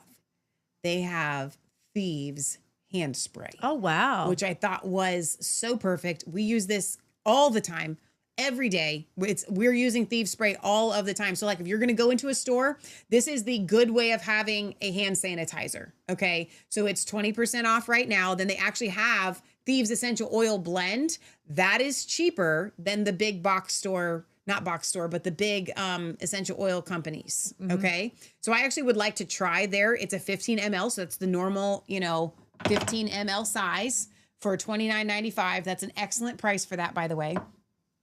And you can use that. I use it under my nose before I go into a store to keep from getting viruses. I'm not making any kind of medical claims. I loved this electrolyte drops, 2 fluid ounces. It's on sale. It's 19% off for $12.95. I'm using electrolytes in my drinks every single day. So I loved that.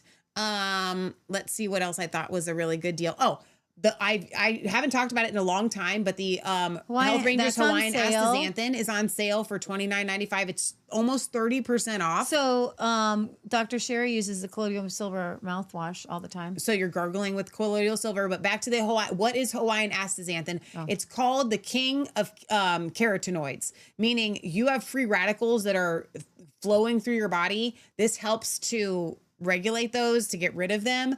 It's a natural sunblock. It does a whole, it's like, I remember an email once that Mike Adams sent out, and he was like, if I could recommend any one supplement, it would be this one. It's like the duct tape of supplements. So there's that. That's an excellent price on frankincense. Holy cow, $17.95. So how many, that chlorella, that's a good price for chlorella. Leah's My mom, taking chlorella. That's a whole pound of that. I do it every once in a while, but that actually helps get you going. That's part of my mom's protocol where she chews on 6 to 10 of those a day. That's 2,200 tablets. Do you know how long that's going to last you? Like forever, the end of the world. Like a lot people are like, well, I can't afford the supplements every month. If you needed 6 a day, divide that by 2,000. Wow. So right next to that is turmeric. So Mike is obsessive about turmeric powder. That's a pretty good price for turmeric powder. And he is obsessive about finding a good, healthy source. He says Without a lot of the aluminum. times that you get the turmerics, you're getting them and they're laden with all sorts of bad chemicals. So that's 26% off, $16.95 for a 12-ounce bag. That's a really good deal. Let's see what else they have here. You're not allowed to buy their tooth salt. You have to buy ours with neem, because that was on sale. Turmeric liquid. Oh, I would love to try that. Which it has black pepper and ginger in it. That's 19% off. Let's see, 5G defense. That looks cool. Mineral drops. Those look great. The pine needle and silver and iodine. That's got it all. Oh, wow. That will help you from getting sick. Is essentially the purpose behind that. Cocoa love. So bee pollen, I take that every single day. Ooh, that's hard to get. So that's a really good deal on that. You're not allowed to use their deodorant. Look how much their deodorant is compared to ours, though. Their deodorant is $25.95 on sale. Wow. So wow. Ours is a good discount. Ours is a really good deal. Let's see. Ooh, bug defense. We're going to make an off. 8 ounces. That's a pretty big bottle. That is a big bottle. We're going to make an off this summer. So that is coming, but they have it in the meantime. Oh, this looks nice. The Health Rangers Tea Tree and Lavender Shampoo. That's cool. 10% off of that. Instant coffee. Black cumin. That's not that great of a deal. Don't get that one. The Lion's Mane, that's a good deal. 12% off. I take that every single day. I take a lot of supplements. We right like now. to tell you guys what you're actually. So I'm super interested in MCT oil. Okay. I've been hearing a lot about the MCT, so somebody else get that and try it and let me know. Let's see. There's more bug spray. There's another shampoo. Nattokinase. Body soap. Is pretty expensive. That's a good price. No, that's a good price for nattokinase. I'm taking that every day since my back went out. Lavender essential oil, that's an excellent price, $20.95. Liposomal D3 and K2, that's a good deal, $23.95. Let's see. I could go on and on. We're not going to go through it much more. We'll do one more page here and see what else is here. You guys can go through this. Anyway, you will save an extra. Here's the deal. When you go to mypillow.com and you use promo code RC, that's just so you can get the deals. At Brighteon, if you use promo code CHICKS, you save an extra 5% off of your order. Basically tax-free. So promo code CHICKS at Brighteon saves you an extra 5%. So they got protein powders, mobility. Opta MSM. So Michelle takes MSM every single day. That's a comparable price. I like that. It doesn't just help with your joints. It helps grow fingernails and hair. Is it just me or some of these have some more reasonable That's prices a good deal. as of late? Yeah, these are really good deals. Now they do have a deodorant here that's closer to our price range. But you're still not allowed to buy there. So anyway, so brighteonstore.com, brighteonstore.com, promo code CHICKS will save you 5% at the checkout. So that's their New Year's resolution. So this is from Steven. I was going to wait until Friday's show. Steelers, are you here? I hope you are, because I'm opening this. I went to the store to the post office today. She's like, I can't wait till Friday. I said, I'm not waiting till Friday. I'm just going to open it. Now, I don't know if this is just a letter or whatever in a fancy envelope. It said expected delivery day was on the 6th, and I think that's when it got there. All right, so here's a card and a letter and a donation, which I don't know which one to read here. Dear Chicks, I did not have a 10, so I sent X amount of dollars. Also, if you won 5 or 10 on the scratch offs, you can take to any gas station and they can tell you if you won, and if you did win, they will pay you right there. You don't have to send it in, mail it in. I did answer you that night. Guess you did not see my answer. I did actually see it. Okay. I did see that. So thank you for that. And then let me read the note here. I hope this is okay. Let me double check on the chat because I think you're still here. I learn more each week. Thanks for the honesty. Good night, Leah and Michelle. I hope you're still here. Dear Michelle and Leah, I love your new calendar because it is your first calendar. It is also the first calendar to have my birth date on it 2 times because January and January. I am praying for you to have the strength to get it done no matter how long it takes. Thank you. What a validating person. To finish it. Thank you, No Steve. one can do it all, Michelle. Only Jesus. And he rested on the 7th day after making the earth. So I decided to pre-order now, so you know you have it at least one order when you finish. That's so sweet. Remember, you said you can't do it all, and no one else is either. And God is able to make all grace abound. You have very nice handwriting, by the way, towards you, that you always having all sufficiency in all things may have an abundance for every good work. 2 Corinthians 9:8. I would like to pre-order 2 calendars. I am sending $75. Whatever is left, you can use as a donation or whatever. I pray this year will be the one from the Lord God that we, the people, are looking for. God bless you, Leah, Michelle, and family. Happy New Year, Stephen. These are going to be pretty fancy calendars, and I have been worried about what we might need to price them at. So, Steelers, thank you so much. I just started crying. That was so sweet That of was you. so validating for somebody who needs affirmation and encouragement. You can do it. I'm pre-ordering. That's awesome. I'm even putting my money sweet. where my mouth is. The first 2 will be sent to you. Amen. Yes. And the winner, And you're going to Ed, love them. who won when we had the winner. So the we had first a winner 3 for will go calendar. out. Okay, Ed's Yes. first, actually, because he won first. Okay. Yes. So that was very, very sweet. Steelers, that's so sweet. So my plan is, and I don't like to put dates on anything. My plan is I would like this week to go down to the print shop so that I can get an estimate for how much it's going to cost per calendar. You got to bring up your canvas so you can show them. I know. Yeah. And so once I have a price, I can set you guys all to be able to pre-order. I just need to know how much it's going to cost. And I'm not trying to make money on this calendar. So guys, these are really fancy. They're really so nice. detailed. Michelle, They're like a book. It's like writing a book. She is writing a book. This is not a picture and dates. Okay, but if you want that, oh yeah, you can order Kim's calendar by the Butler Butterfly Lady at gmail.com. Butler Butterfly Lady at gmail.com. They are absolutely gorgeous. So this is the calendar that you're going to hang Why in your isn't office. it hanging somewhere? Well, because I want to keep it down here so that I can constantly show you guys Butler Butterfly Lady at gmail.com. She's pricing these at $20 with $5 shipping. So just $25.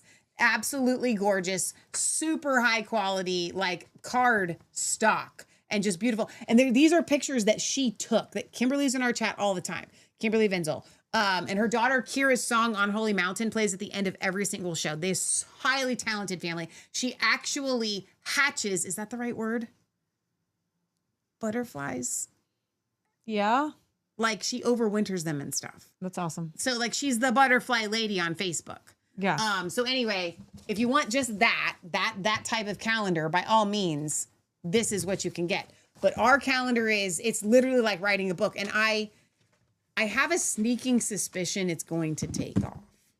I'm not like overselling it in my head, but like it's that cool. I'm thinking this is going to reach beyond just our viewers. Like, yeah, I hope so, because every single date has like special things of what happened on the date, and then each month what you're going to do and recipes. And next year's is going to be even better because I'm going to be able to take more time to make them and to really, I want to include. So this year's is our homestead.